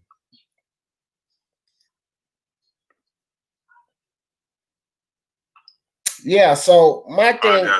Go ahead, Lewis. Go ahead, brother. No, I was gonna say that hold on, my stream was buffering a bit. Let me see if I can try to get this back on. Oh, okay. So Hazonia goes up for the free throw. And I think, I don't know, maybe it was the stream. I just went on buffer mode as well. But while these streams are being refreshed, to answer that question, or at least you guys' debate over here on Speaking Mind Sports Talk, I would say this, man. Because LeBron is so demanding, just the position he plays on and off the court with that team, I would have to say that LeBron James is probably your number one option. He's going to demand that, right? Should Anthony Davis be the number one option? Maybe. But if you're going to ask who's the number one option, I would say LeBron. All right, so I'll answer that in a bit, but just say that my stream is back. So Simons has got the basketball. He gets it stripped. Nice play by Muscala. All right, so they kick it back out to Dennis Schroeder. Cross-court pass. Oh, no, excuse me. That's Muscala. He shoots a three. Ooh, but he missed terribly. Yeah, I think that was Roberson on the steal.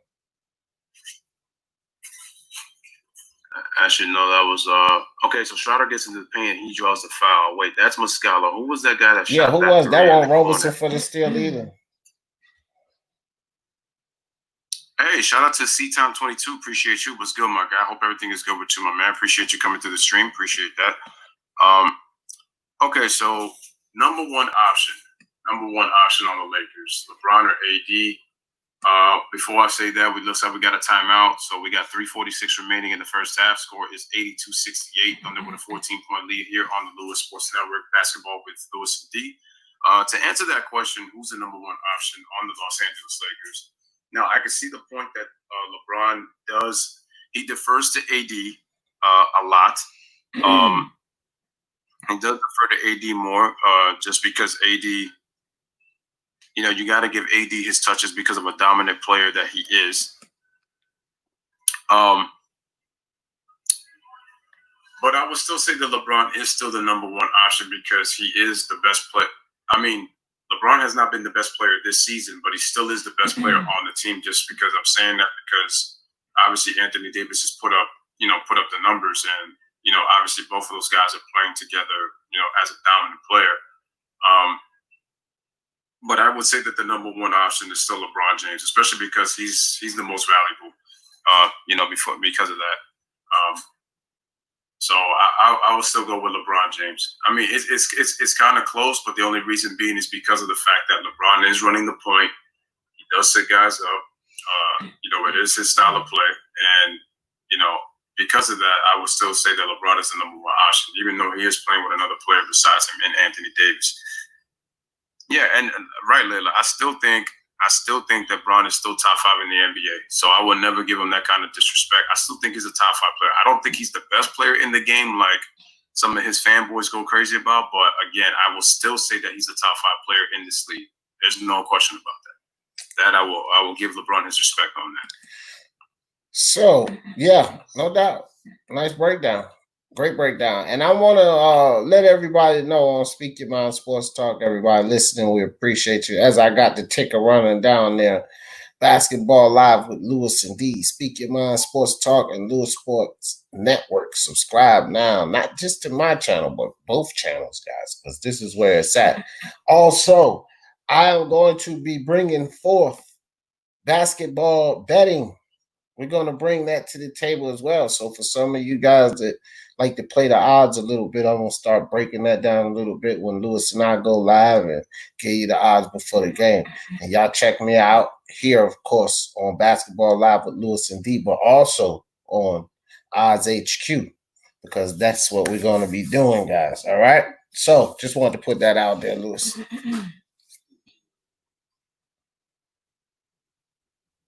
No problem. And shout out to Johnson Daily Sports, man. I appreciate it. He says, bro, you've been cracking out the videos. Keep it up. I appreciate that. Thank you so much. Which Cedric passed away? C-Top 22, because he's saying that Cedric had passed away. Cedric died. He says Light Switch birthday today. Oh, I see.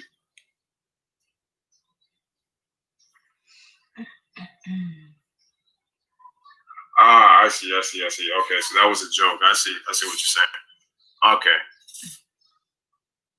At first, I was like, Cedric died. I'm like, which Cedric are we talking about? Okay, so we are back. Oh, wow. Dennis Schroeder has 12 games this season with 25-plus points this season. That actually leads the bench in the NBA. So did not know that. Nice. That's nice. So here comes Simons. Good defense by Muscala right there on that ball denial of Hassan Whiteside. They did a nice little double team in the post. And if you're Simons, you have to do a better job. You see two guys on Whiteside. Wait till he gets position where there's not a double team, because you're putting him in a house of fire where he has to try to come to the ball, and that could have been a bad turnover. Yeah, and they're flirting with this 14, 15 points. They better go ahead and try to seal the deal, because y'all notice the NBA, that can be wiped away. So Hassan Whiteside drains both free throws. Back down to a 14-point lead. Dennis Schroeder will bring the ball across the court. Dennis Schroeder directed traffic, kicks the ball over to, is that Gilchrist back in the game? No, that's Diallo. Diallo going right to Hassan Whiteside for the score inside. And he's been doing that the whole game. He's going right at Hassan Whiteside. Nice steal inside by Baisley. Baisley brings the ball up. Baisley with the Euro step. Left hand. Can't get it to go. But Diallo with the putback. 87-69. So Diallo bringing that energy inside. Oh, wow. Basley gets into the paint with a Euro step but misses a shot. There goes Diallo on the offensive rebound. He puts it back in, and look at that. Thunder back up 18, man. 87-69. All right, so the Blazers have 18 turnovers, twice as many as the Thunder do, and the Thunder are taking advantage 23-16 on points off turnovers. So here comes Gary Trent Jr. comes off, he misses the three, rebound Strider, he just taps it right to Basley. All right, so Basley dribbles, trying to see who this player is, but he just knocked down the three, so number 11, don't remember what his name is, but it's 90-69. I'm pretty sure that Karam knows who he is because I know he loves his Thunder. And the Thunder hit 13-3, guys. Both teams are actually shooting well from three. Blazers are at 11-24. That's 46%. But anyway, Whiteside scores. The score is 90-71. Go ahead, D. So Baisley inside with the ball on Whiteside, right inside. So it's 92-71. And, you know, Baisley's playing good ball right now. 3-pointer by the Portland Trailblazers. So I might be a little bit ahead of you, Lewis. But 74-92. Portland's trying to make a charge back. Dennis Schroeder with the and one off-balance shot, circuit shot inside to get back to the line, 94-74. See, this is the thing, guys. And this is what I'm talking about when you speak of Gilchrist, Schroeder, and Chris Paul. Now, Chris Paul hasn't even been on the floor, but we know Chris Paul can do this kind of thing all the time. Get into the lane, get bumped, get to the line. And you also have Schroeder and Gilchrist that can do this. These guys can create and drop the ball on a dime. Dangerous. 21-point lead. Schroeder almost steals the ball there. It looks like he's called for the reach. Okay, that was Nader who shot that three-pointer. Okay, that was Abel Nader. Okay, now I remember who that is. Oh, okay. Okay. Whenever says someone else still my finals MVP from Kawhi on the Clippers if he continues to play the way he is right now, I think he's shaking off a lot of rust. I do know, Hidden Doc may be at odds just because of the fact that Kawhi has not, stopped he hasn't played as well. I've been saying that AD is the X factor for the Lakers all along, but of course I got to push back for that statement. Okay, that's what Brandon says. Yeah. No, he's definitely important. Yes, and they're talking about that over here too. Chopsticks and Jay going back and forth. I like it. I like it though, guys. Chopsticks says AD has been the best player on the Lakers this season. Offensively, I would have to agree with that. I would agree with that, Chopsticks. Well, honestly, I can make the case that he's been the best player on both ends of the floor because they've actually been a better defensive team. Obviously, not just him, but JaVale McGee, Dwight Howard, as Gabriel gets blocked by Basley. Basley using his length right there. Jamal Adams with the pass to Gabriel, misses in the paint, gets the offensive rebound, puts it back up and in, and now the score is 97-78. So we got a 19-point lead. Just under a minute remaining in the third quarter. Again, guys, like the video, subscribe to the channel for both Speaking My Sports Talk and for Lewis Sports Network. As Nader hits a second three-pointer, and the score is now 178, 22-point lead. Bro, it's ridiculous, and it's just like I said coming out of the half. Their perimeter defense right now is atrocious. They're not, they cannot keep giving it. With these guys shooting this hot, they have to do better on that perimeter defense. It's ridiculous. Like, they're not threatening them as much in the hole. You see, Burke just missed a layup in the hole, but they're killing them from the three-point line, and they haven't adjusted on this perimeter defense. So, I don't see Portland coming back. And Dame Lillard and McCullough got leaky defense themselves sometimes, so that's going to be an issue.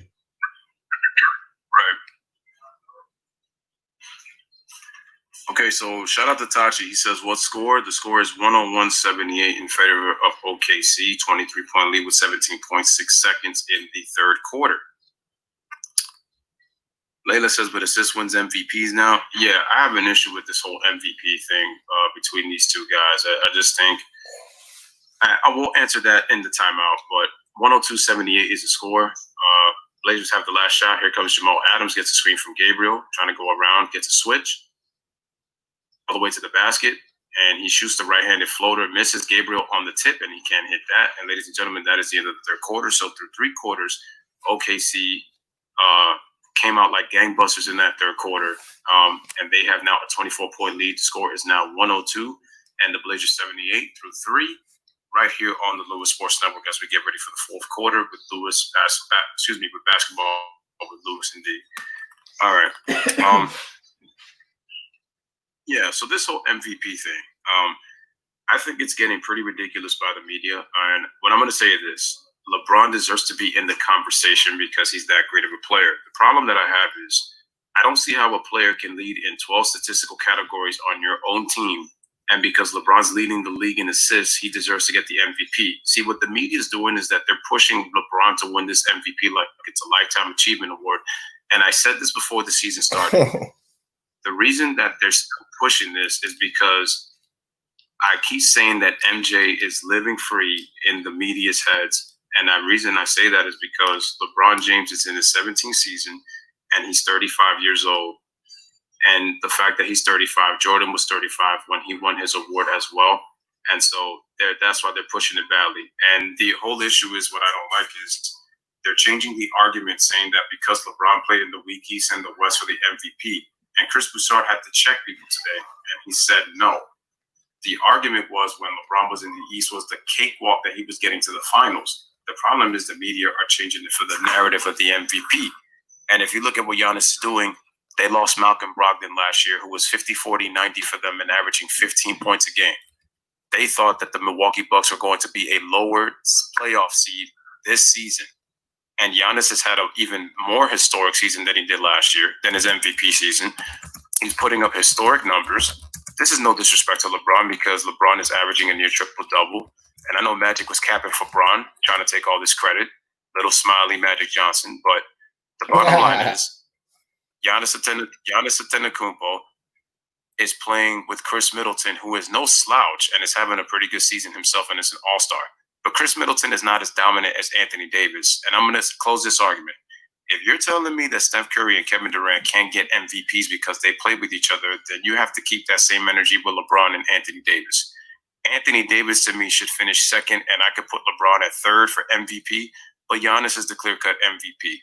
The problem is they're changing the argument from the Eastern Conference, from the NBA Finals, because that's what it's really about, to now the MVP. So I'm not being fooled by that.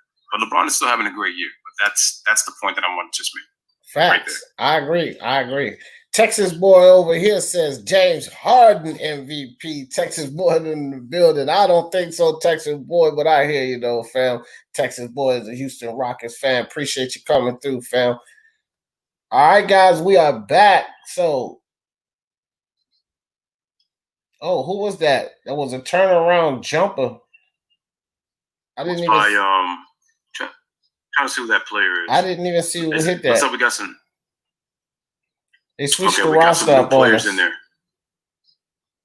Oh, steal by Portland. So Portland coming out with the energy. So that was Adams with the steal. Tried to take it back down the court for the score. Got blocked from behind. Still 22-point lead. So Portland coming out with the right energy. I'm not sure if they can dig into a 22-point lead with the way the Thunder's been hitting those threes. Shout out to Jesse Bryant. Appreciate you coming through the stream. Appreciate you as always. My man, shout out to SSB28 in the building. What's up with your fam? SSB said Giannis for MVP. I think I agree with that. SSB, I think he's going to take that down.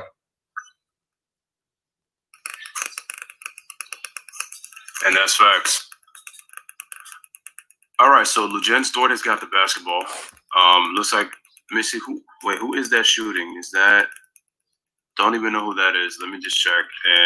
But he maxed down the three. It's a 105-82 game. I just missed his name. But all right, so Gary Trent comes back down the floor and he knocks down the three. So he says, anything you can do, I can do better. Knocks down the three, 20-point game, 105-85. Go ahead, D. I love the intensity that Portland's come in here with because this is what you have to do. I don't expect them to win, but dig down this lead, bring it to a respectable loss. So nice drive by the Portland Trailblazers. Portland comes down with the rebound. See if they can dig into this lead a little further. So Adams with the long three, and he drains it.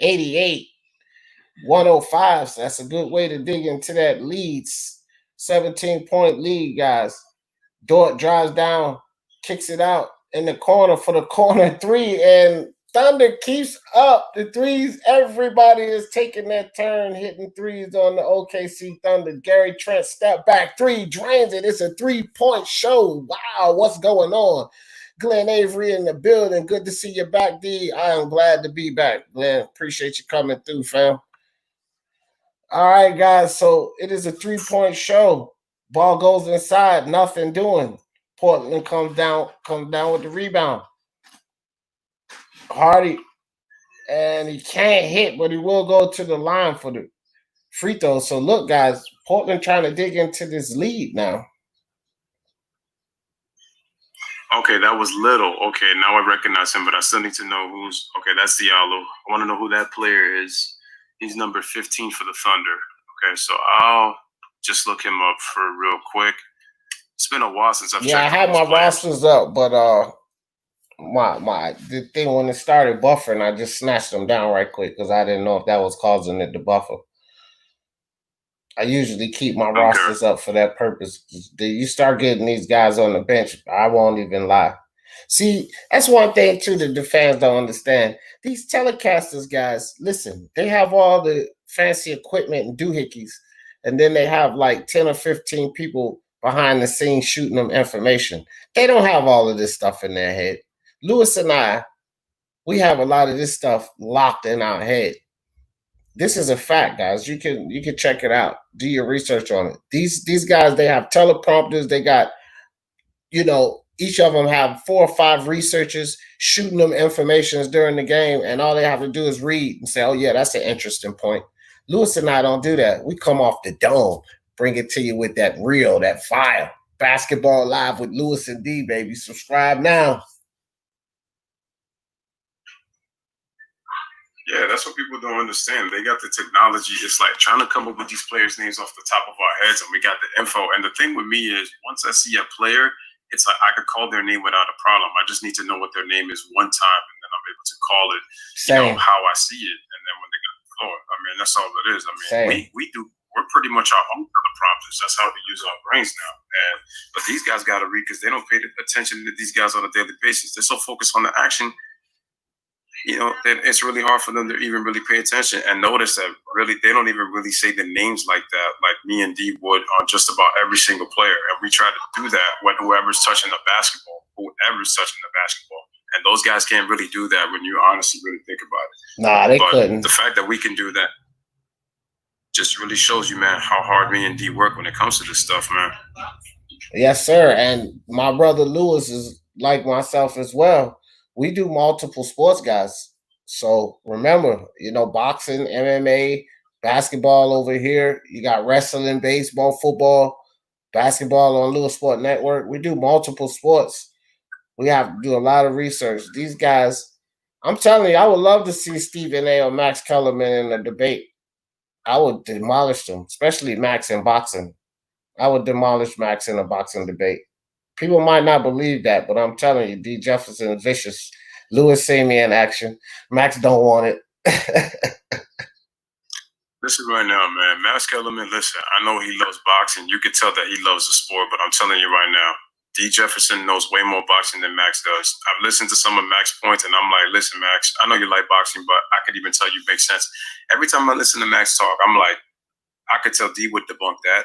I'm like, D would debunk that too. Trust me. And he can articulate it and he can back it up with facts. Not narratives, facts. Facts. My man, appreciate that. We back in action, guys. 108-92. Diallo bringing the ball down. Driving to the lane. Oh, Diallo goes up for the dunk, but he was fouled by Adams before going to the lane. That would have been real nasty if he would have dunked that ball. Ooh, that would have been nice. Ron said. No, good. I think that would have been posted time, even if the foul wasn't, you know what I mean? That would have been on ESPN. That would have been nasty. All right, guys, so we're back. So that's Harvey shooting a 3. He misses the shot. Rebound to Mario Hazonia. Hazonia gets a screen from Gabriel, passes it off, and trying to see who that is. I think that was Little who drove to the basket. Yeah, that was Little, and he missed that easy layup. Looked like he should have dunked. I don't know. I don't like that circus move. He should have dunked that right inside.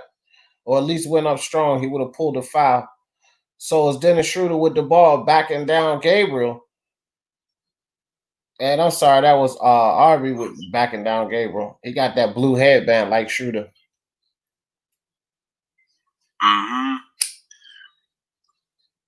And just like that, SYMST turns the ball over, stepping out of bounds. So the score is 111-92. We got 19-point lead for the Thunder with 8:58 remaining in the fourth quarter.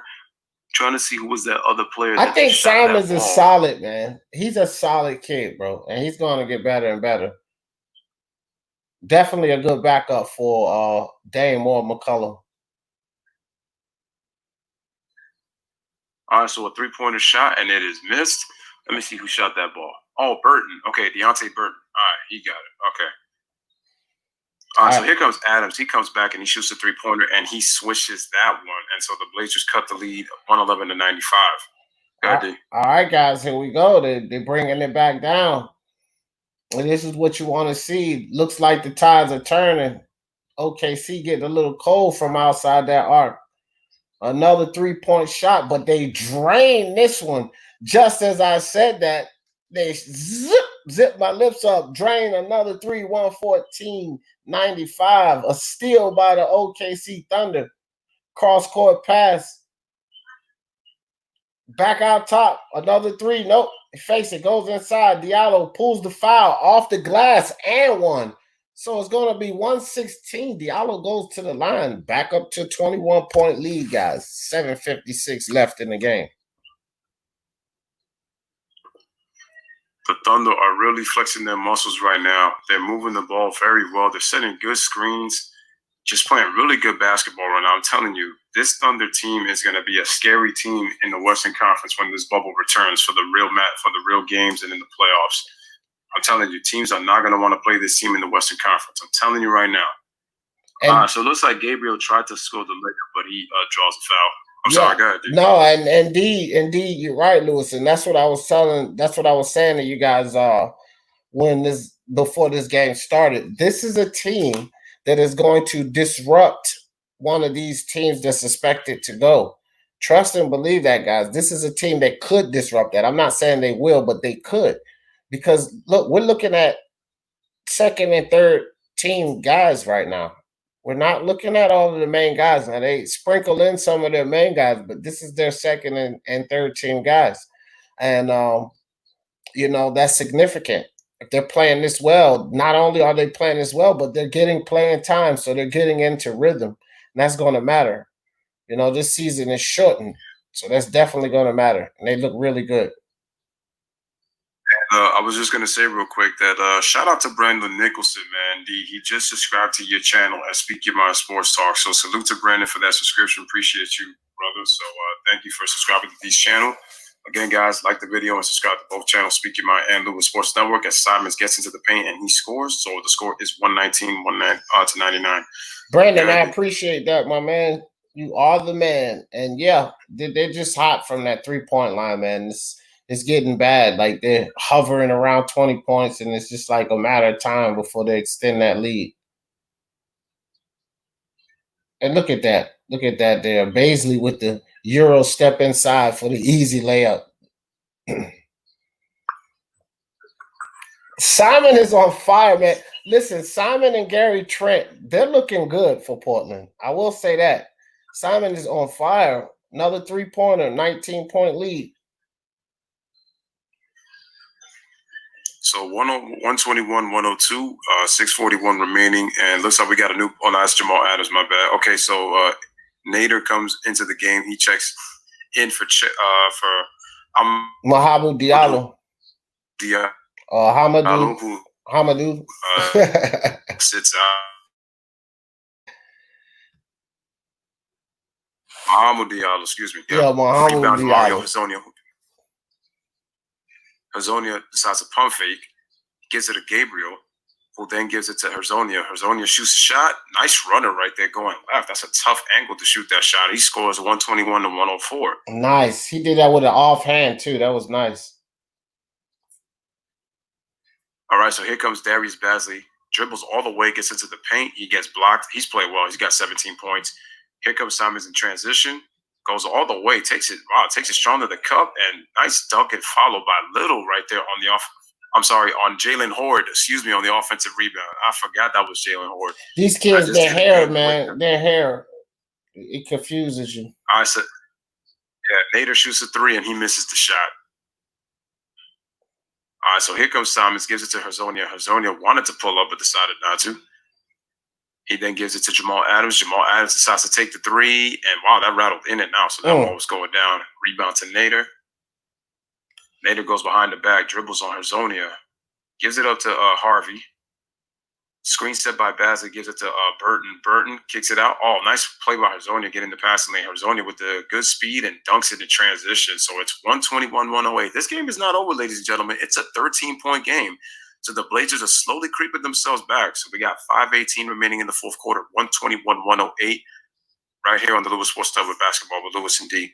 Now, you know, I left out Hazonia, and as I think about it, bro, Hazonia's been playing well this game too. So if you think about it, basically Hazonia and Simons are keeping them in this game.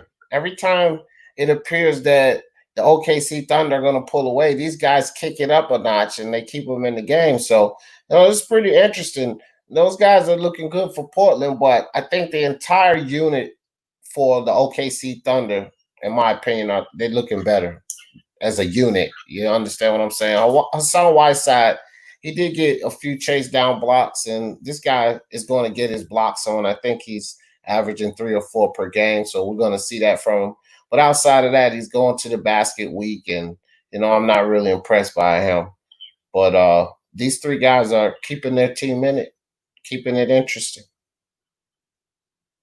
Yeah, so Brandon says that OKC's got that perfect blend of young legs and vets, though Shai Alexander broke my heart when he left the Clippers. Well, he didn't really leave. He got traded, and that was the trade for Paul George when Kawhi Leonard ended up signing with the Clippers. So once they made that trade, they had to include him. So, but Shai's having a really good season, and he's getting a chance to grow with Chris Paul, and he had a very good rookie year last year with the Clippers. I thought Doc did a wonderful job coaching him.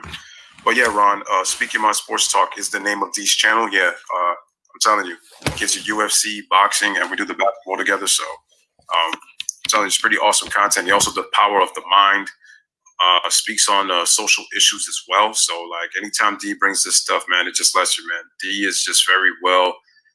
He brings a lot of diversity in his topics to his channel. So it just lets you know how articulate and how intelligent he is. And I'm telling you, it's always a good listen anytime you go on his channel. So make sure to go subscribe, guys. I'm telling you, you're missing out. You know, subscribe on Speaking My Sports. I appreciate that, brother. I appreciate that, my man. Alvin in the building. What's good with you, Alvin? It's not over. It's 5 minutes and 18 seconds left, Alvin, and Portland is creeping back in there. Thunder had as much as a 22-point lead, but Portland's working their way back down. They brought it down to 13 points, but it appears they may be shifting that momentum. Let's see if OKC can hang on. They've been hot from the 3-point line. That's been the problem. Portland trying to get back. They haven't been defending that perimeter very well. So we'll see what happens. We're coming back to the game now, Alvin.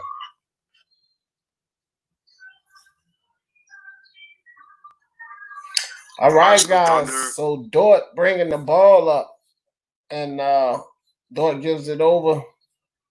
And another 3, as I just said it, they are still on fire from the 3-point line. And, man, I don't know what Portland's going to do. But if these guys keep banging threes like that, you know, you could cancel Christmas.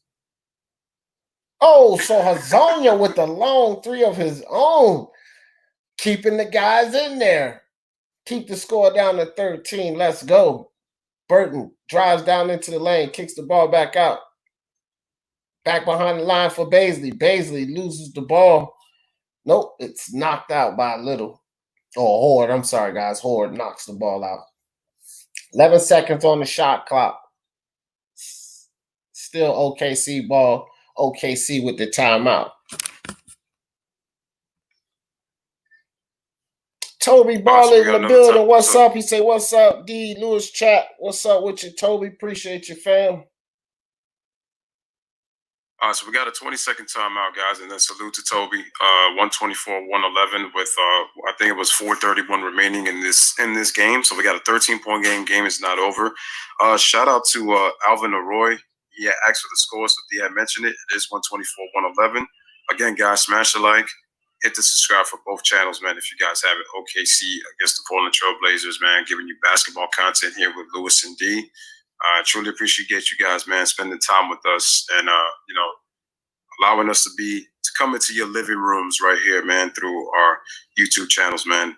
And Brandon says, Lewis, D, and Layla, it's the least I can do. I love the interaction that we have and the analysis here. I truly appreciate that because these so-called talking heads, the media heads, all they want to do is focus on storylines and narratives. But we're giving you basketball talk. And like I said, the small market teams, they don't get recognized by these corporations. And so that's why I do this stuff, man, so that the small market teams actually get recognition. And then we could be able to talk about those teams. And like I said, we're talking about the sport. We're not talking about drama. The drama comes with it, but we talk about the sport and we talk about these teams. So, that's what it's about. And I like to focus on these guys that when the season returns and the cameras come on, you don't get to see these guys. The spotlight is not on them. But these talented young guys, they're making the best league in the world. It's the best league in the world. So they get the opportunity to showcase their talents during this time. I love it, man.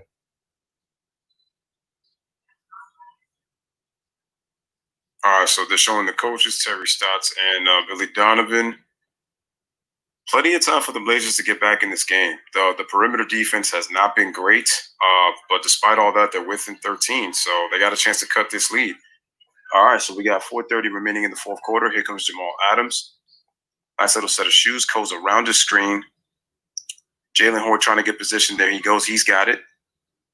He posts up, faces a double team, passes it to Gabriel inside the paint. Nice strong move. Nice. He scores it plus the foul. You see what I'm talking about now? Gabriel's 4 or 5 inches shorter than Whiteside. That's how Whiteside need to move inside. You plant your feet. You turn to the basket. You get up in there. You see, nice strong move inside. Yeah, Karami Thunder have 75 bench points today. It's crazy. And they're shooting 52% off the bench. That's the crazy part. All right, so it's 124-114. I'm telling you, that bench is going to pay dividends by the time this thing starts. Guys, check it out. 19-2 run by the Portland Trail Blazers. They brought this thing down within 10 points. So it's a hand check foul on Hazonia. Man, I'll tell you one thing. This is really turning into an interesting game, especially if they could get this under 10 points. We all know the rules, guys. Under 10 points is nothing in the NBA. That's right. Layla says, cray, did she jinx him? All right, so Basley's got the basketball. He's going. Gabriel decides to size him up, shoot the jump shot, and drains it right in his face at the top of the key. Man, Bazley's got 21 points, ladies and gentlemen. He is balling. 126-114. Adams misses a three-pointer. Rebound to Kevin Harvey. Harvey decides to shoot the three-pointer, but he misses the shot. I thought that was a little too quick. Really could have tried to use some clock there. Don't give the Blazers time to come back. Exactly. Bad shot. But that's young players make those kind of mistakes. Nice give and go by Hazonia and Gabriel. Nice give and go action there. 116-126. Portland Trailblazers not giving up yet, guys. They did not flip that score, but that should be 116-126. Alistair 49 in the building. Shout out to my man Alvin Roy showing love to the Lewis Sports Network and Speaking Mind Sports Talk at the same time. Alvin Roy's on both channels. Thank you, Alvin Roy. What's up, Alistair Roy says, Dame time. Dame is money, baby. Lillard's the best point guard in the league. 2K cover athlete. Okay, I hear you, Alistair. I think that Lillard is a great point guard, but I wouldn't go as far as saying the best point guard.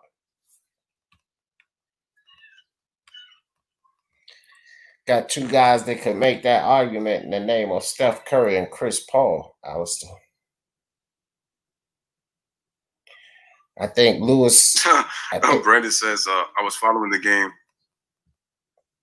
Can you hear me? Yeah. I can hear you. Go ahead.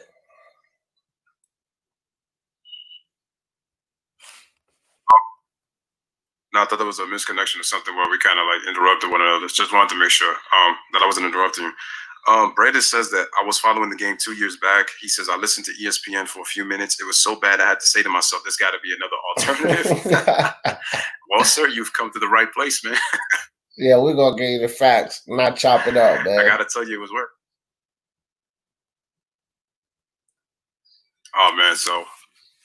Yeah, definitely. This has been a pretty good game. 12-point game. Gotten pretty competitive. I got to say that I like the fact that the Blazers are showing some good fight. But if there's something that Terry Stotts has to address, it has to be the perimeter defense. The Blazers cannot be allowing that many 3-pointers coming back into the bubble, or they're going to have a tough time, especially against the good 3-point shooting teams. If you cannot, and the funny thing is the Blazers are a good 3-point shooting team themselves, but the problem is they get too much into that ISO ball. You're not going to win in the playoffs if you're playing ISO ball. That's just not going to work. Got to play team basketball. Yeah, agreed, bro. All day long. So we back in action. Chopstick says Curry was the best, but injuries now. I don't know. I think he still got a good argument. All right, guys. So Harvey, it looked like it was a foul by Gabriel, foul Harvey before he drove to the lane. And did they have a foul to give, or are they in the bonus? It looks like Harvey's going to the line, so yeah. And guys, they did fix the score, like I was saying before we went to commercials. 116-126. So Harvey shoots the first free throw and drains it. 127-116. 3 minutes and 10 seconds left. 11-point game. Portland still has a chance to win this. Let's see what happens.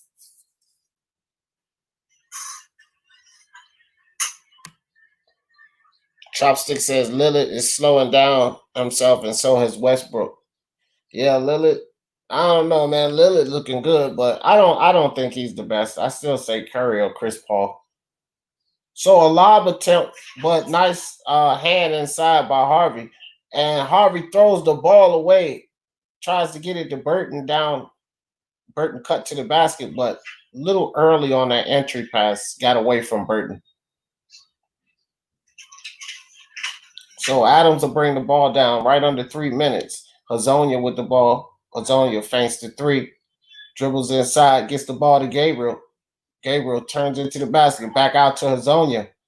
Hazonia with the long three right off the back of the rim. Burton comes down with the rebound. He brings the ball down. Burton throws the ball away. OKC is starting to get a little sloppy with the ball at the end of this game. Adams comes right up the court, wastes no time. Tried to catch OKC out of position. Nothing doing.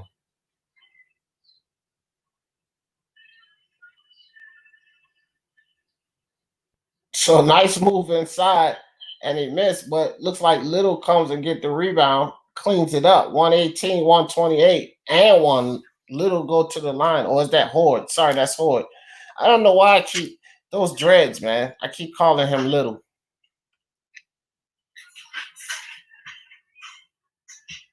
Yeah, I see what you mean. It's just the hair, kind of the similar size. You know, oh, wow, he missed the free throw, and it gets tapped right to Nader. So Nader passes the ball. He gives it to Burton, who now gives it to Basley. Basley's been impressive in this game. Gives it to Harvey. Harvey gives the ball to Basley. Excuse me, he gives the ball to Basley. Basley goes to the rim, and he draws the foul. Oh, they didn't call a foul? Oh, okay, now they did call a foul. I'm like, wow, that was a late whistle.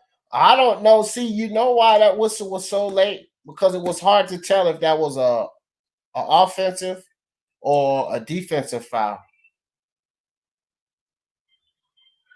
Oh, nah. Yeah, Gabriel got him good. That whistle was crazy late, man. Both teams in the bonus anyhow, guys. So Baisley off on his first free throw. Right under 2 minutes left, guys. I think the clock is ticking down for Portland right now. Baisley with his second free throw attempt.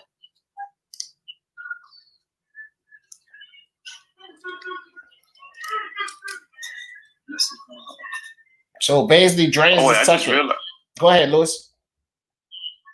I was just gonna say that I just realized that Devon Hall is actually wearing a different jersey number because I'm like, he wears 22, but he's got 14 on. That's just kind of weird. But all right, so the ball, Jamal Adams actually went into the paint, but he actually drove the foul. So he's gonna go to the line to shoot free throws. Since, as D said, both teams are in the penalty. And I'll tell you one thing: the fouls don't favor OKC right now. They need to lay low on that because they're allowing Portland to score at the line and save the clock. They can bring the score under 10 right here. And now they can't because absolutely Adams missed the first free throw.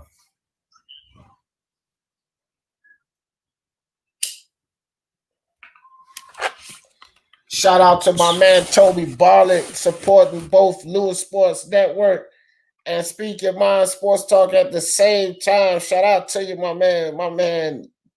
MMA champ commentary in the building. What's up with you, fam? My man Boston Nick. Hey, I've been telling everybody, Odds HQ, guys, we got to get over there. Look, have some fun, watch the fights, listen to the games, earn some money. That's what we do. Let's go. Odds HQ. All right, guys. So Nader's at the free throw line. He's got 9 points in this game. Here's his first free throw. Free throw's good. He's got 10 points now, and under lead by 12, 130, to 118. Here comes the second free throw attempt, and his second free throw attempt misses the shot. He is shooting 3 free throws because he got fouled by Hezonja at the 3-point line, so he misses the second. Scores 130 to 118. Here's his last free throw attempt. Knocks that one down, so he makes 2 out of 3, and the score is 131 to 118. So here comes Mario Hezonja. Still some time. I don't know how fast the Blazers are going to score, but Hezonja's got the ball. He gives it to. Looks like that was too little. Hezonja crosses over. Oh, nice Euro step through right there. Misses, and Gabriel on the offensive rebound puts it in. We got an 11-point game. I think at this point they're just trying to run their plays. They've conceded. They know they're not going to win this game, but they're just trying to run their plays defensively and offensively. See, and all right, so it looks like Harvey shot the 3, but he misses the ball. Now you see what I'm saying, Lewis. Right there at the end that's what's better perimeter defense. But why weren't they doing that all game? You got to get out there and at least get your hand up. And that's my concern with the Portland Trailblazers is the fact that they're going to be so focused on, especially with their 2 guards, Lillard and McCollum, playing ISO hero ball, that they're not going to be able to defend. And they're already a liability on that end of the floor, which is why if I'm Steri Stotts, I would be trying to coach how to get the best shots on offense using, and I know Raduni was like, well, you can't just throw Nurkic in the fire. And I said, you're right. You can't throw those guys in the fire, but you have 8 games to work on this because it's not like it's going to be the playoffs. That's going to be harder. They got 8 regular season games to try to figure this thing out. And he has to preach to them to play better perimeter defense because OKC is shooting the ball so well. They killed them from the 3-point line. Also, the Blazers turned the ball over so many times. And like D said, they just took, not only did they take horrible shots, but they chose very late to play perimeter defense at the end of this ball game. And that's why they're down by double digits. Exactly. Chopstick says CP3, I don't see the hype around keeping his career alive. OKC has a squad full of talented players. If he still got it, then put him on the Knicks. Why you gonna stab me in the heart, man? That's my team. Don't just throw him on the Knicks. But I wouldn't mind CP3 on the Knicks. I don't agree with you. I think CP3 still got a little spark in him, Chopstick. CP3 is the reason OKC is, where they are. He's a good part of the reason.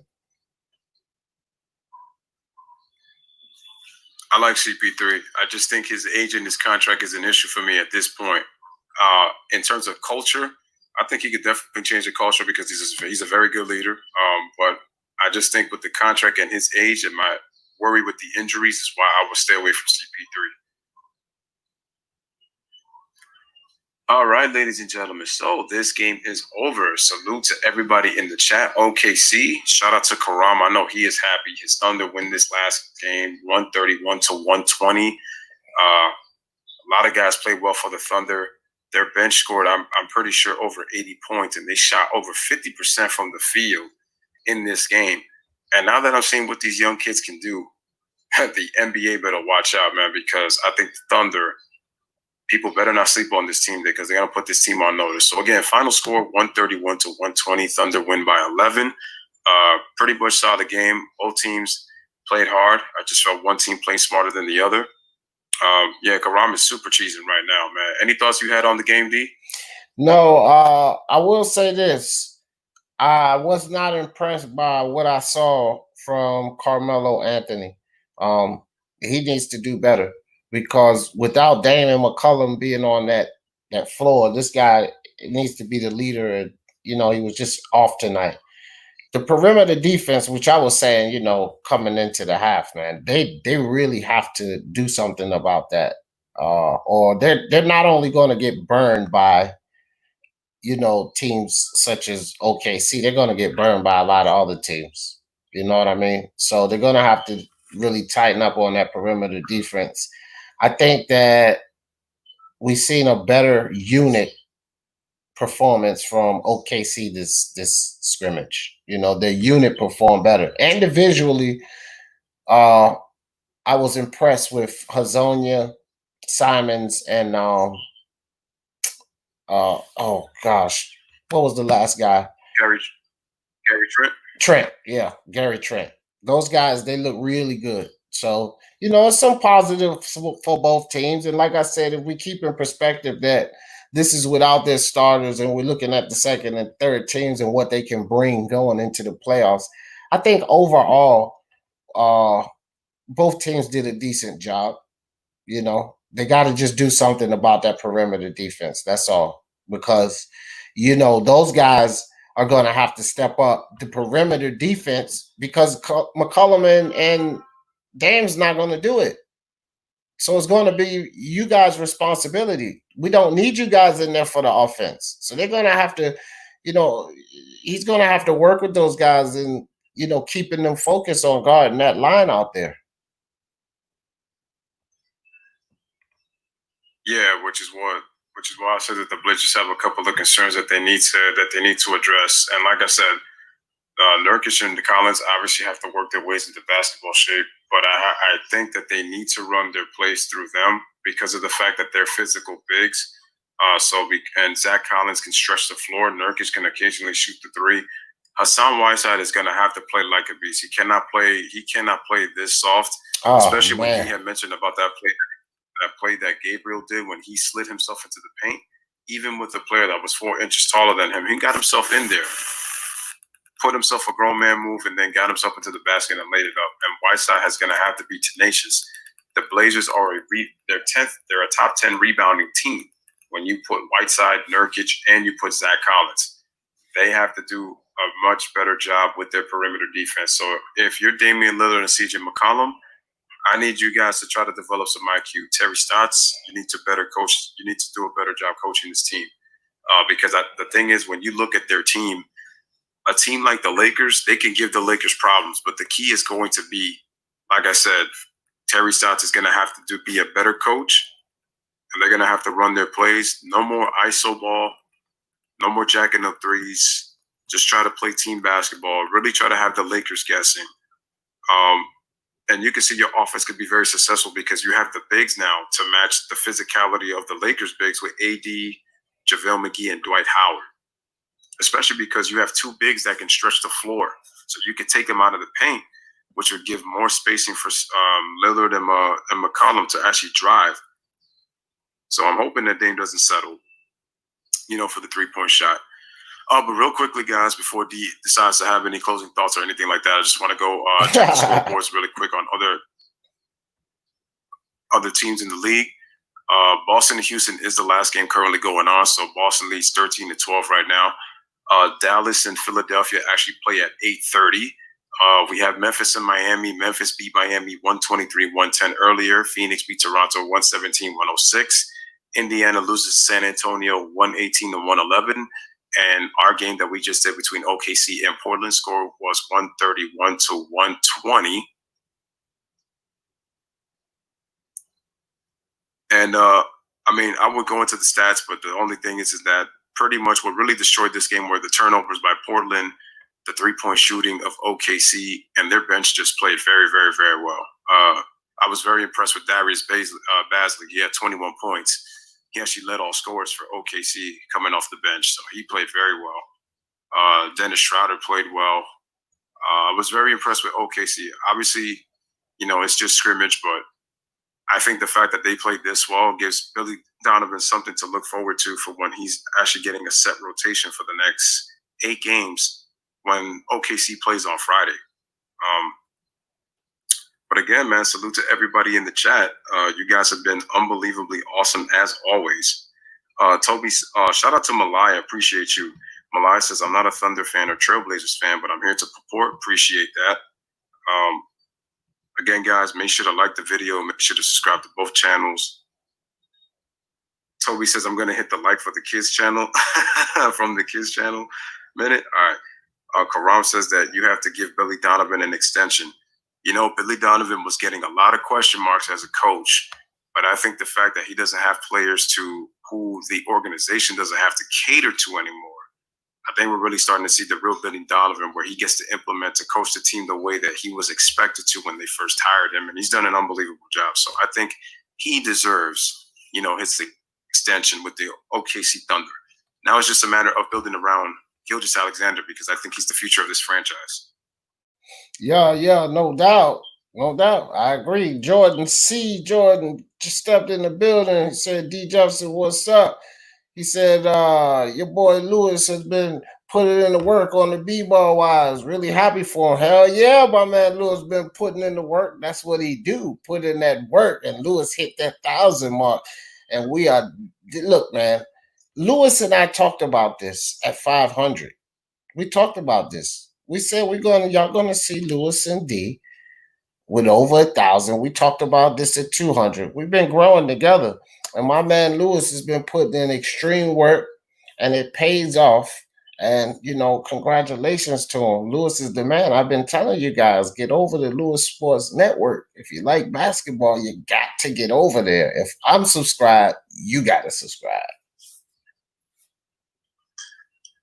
Yeah, once again, definitely appreciate that. It's true. Layla's absolutely right. She's been here since before 50 subs, which is crazy, but she's been here since before 50, and we're at 1,000. So again, man, I would not be here without the support of D. Jefferson, Layla, Jay, Karam, Malaya, everybody who have subscribed recently, Brandon, Ron, everybody.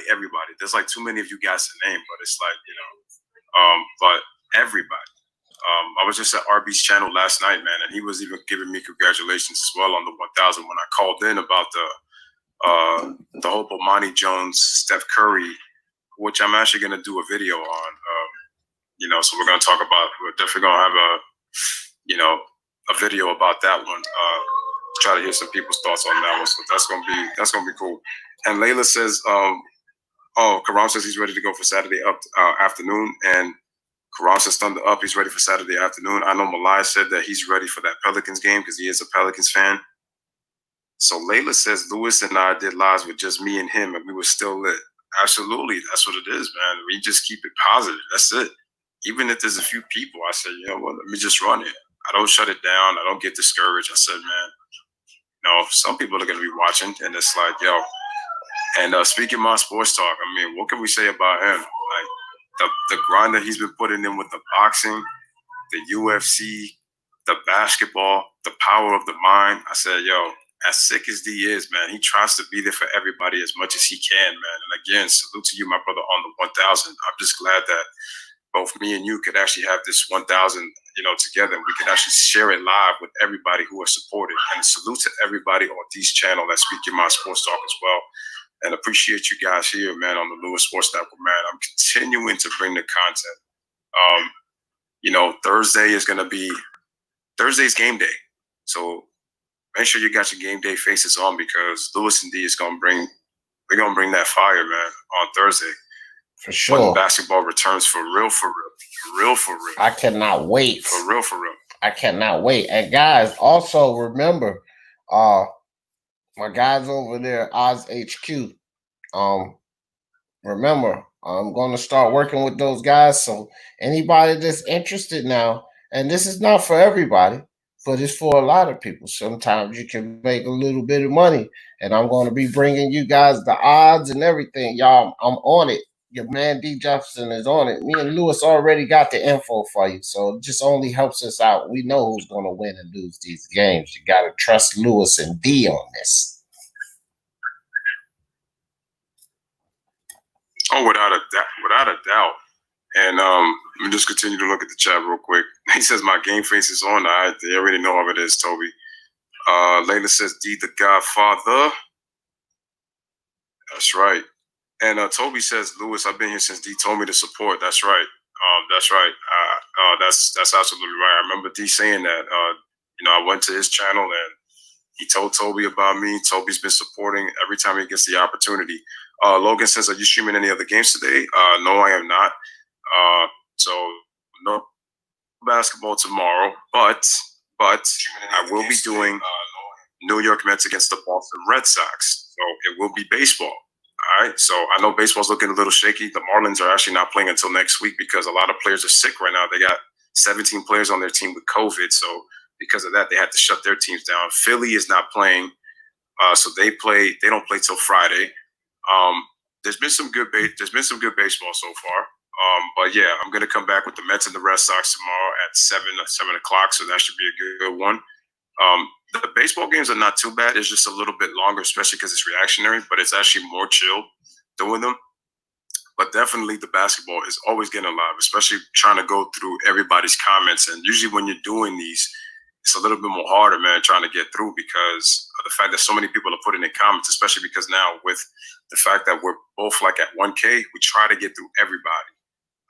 And everybody's putting comments and like the chats, they just be lit. And especially even doing these scrimmages, they've been crazy. They've been crazy. Yeah, it's been everybody, man. It's been spectacular. And Jay over here said, yeah, Lewis been putting in work, been here about a year and a half. You know what I mean? The man knows his stuff. Good people at both places. We appreciate that, Jay. That's what we try to do. And yes, my man has been putting in work. And look, guys, it's like this. We're not even done yet, Lewis and I. We got some things coming y'all way because Lewis is my man, 20 grand. We talk behind the scenes. We got some things coming y'all way y'all won't believe. We're not done yet. We just got to take it slow. We don't want to overwhelm ourselves, but it's 1,000 now. Don't worry. It's going to be 10, 20, 100,000. Lewis and D Sports Network. We going all the way, baby. And that's why, ladies and gentlemen, like D just said, if you thought we was done, we just getting started. We just getting started. This ain't even the tip of the iceberg just yet. This ain't even the sky. All we did was just hit the ceiling. I'm sorry. We hit the floor. Hit the floor, trying to go ahead and hit the ceiling and beyond. Hey, my man Willie Williams. My bad, Lewis. My man Willie stepped in the building. Yup, game over, Willie. Thunder won it, but it was a good game. I do appreciate you coming in, my man Willie Williams with the basketballs on the chat. That's what's up. We're gonna have a lot games for you here, Willie. Lewis and D, we back. Lewis and D Sports Network. Yep, we're gonna be killing it. Trust me, man. It's like I said, it's only the beginning, and it's only gonna get even better from here. What we got planned for y'all coming up, especially with the basketball coming back on Thursday. But you guys have been unbelievable on both sides. Let me just say, you guys have been awesome, and it's pretty crazy. But like I said, your support means everything, guys. Again, like subscribers, they come and go, but the people in the chat that when I see Ron and Layla and Jordan and Toby, Karam, G Money who's out there, Patricia Sutton, Ciara Dean.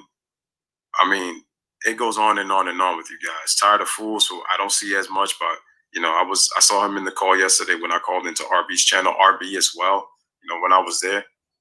Yeah, RB is huge. The support is amazing, man. He is huge. That dude supported me big, he pinned a couple of my comments. He told the people to come over and subscribe to me, and I got like 23 subscribers that day. RB is massive. I really appreciate that, brother. And last night when I was on his channel, he literally told the audience when I was there, when I was talking on the topic. And the crazy part is, this is how he said it, guys. He was like, yo, he said, I remember last year, Lewis was at about like 80 subscribers, man. About 80, trying to get to even just 100. He was like, yo, can I get 100 people to subscribe to the channel? It was even more than 100. I had 120 subscribers and I quickly got to 200. I appreciated him for that. Little did I know that I would be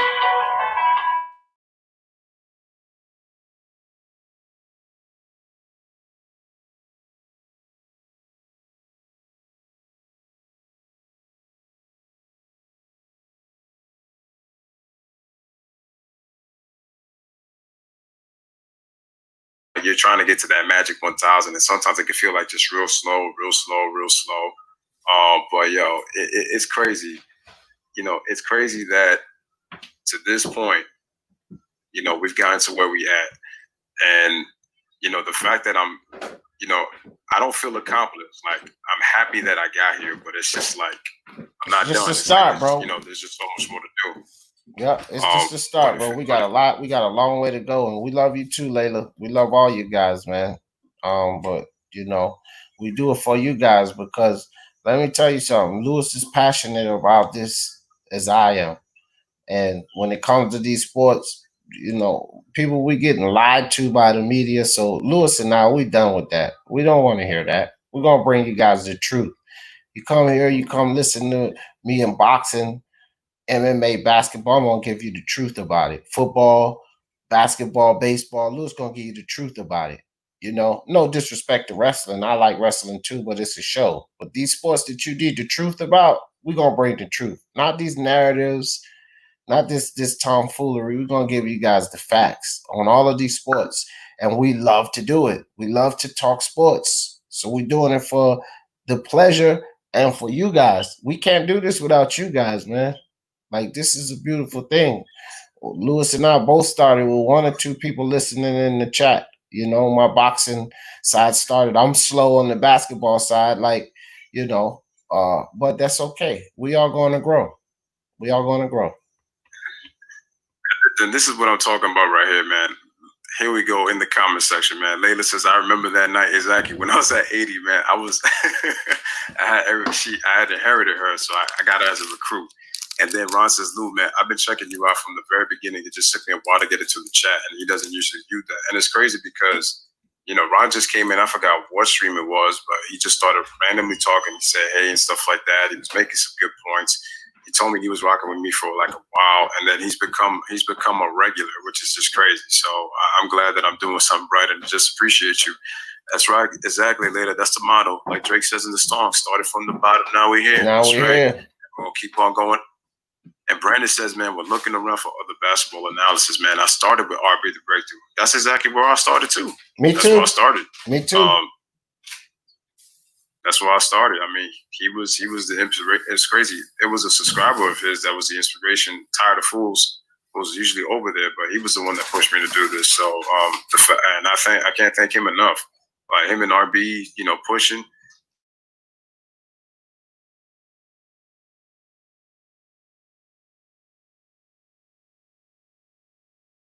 Following, man, and I tell them all the time. I was like, even if I can't reach your channel, like I'm always following, supporting, and you know, listening to what you're saying. You know, especially because it's so hard to put comments in his comment section because he's damn near over 300K. He should have more, but you know the BS that YouTube is doing. So it's like trying to follow hard at the comments because all of them are coming at once. Bro, I can't Logan, even keep a Sacramento Kings fan. Logan was there when I did the Kings and the Clippers. I just did that one. He was like, recently found out Lewis, and now I love his content and the streams, which I truly appreciated. Thank you. I thought that Lewis's 1,000s. I thought that was Lewis 1,000 subs alarm, but it was the a little ringtone. Oh man, I'm dead. That's funny. Exactly. We got the whole team here. That's right. And that's right, man. That's the whole point, man. We're just here helping out one another. Again, man, what me and D are doing, this is a community. That's what we're doing. We building family. Like, we're not listening. What we're doing here is we debunk narratives, man. We give you the real juice. when it comes to sports, man. And that's what we're doing right here in these streets, man. And Brandon says that, yo, you guys have put together a great community, man. That's what's up. Definitely appreciate that, and I know D appreciates that too. That's what makes it. That's what makes it great. So I can't say enough about you guys. No doubt, bro. You guys rock. So check it out, man.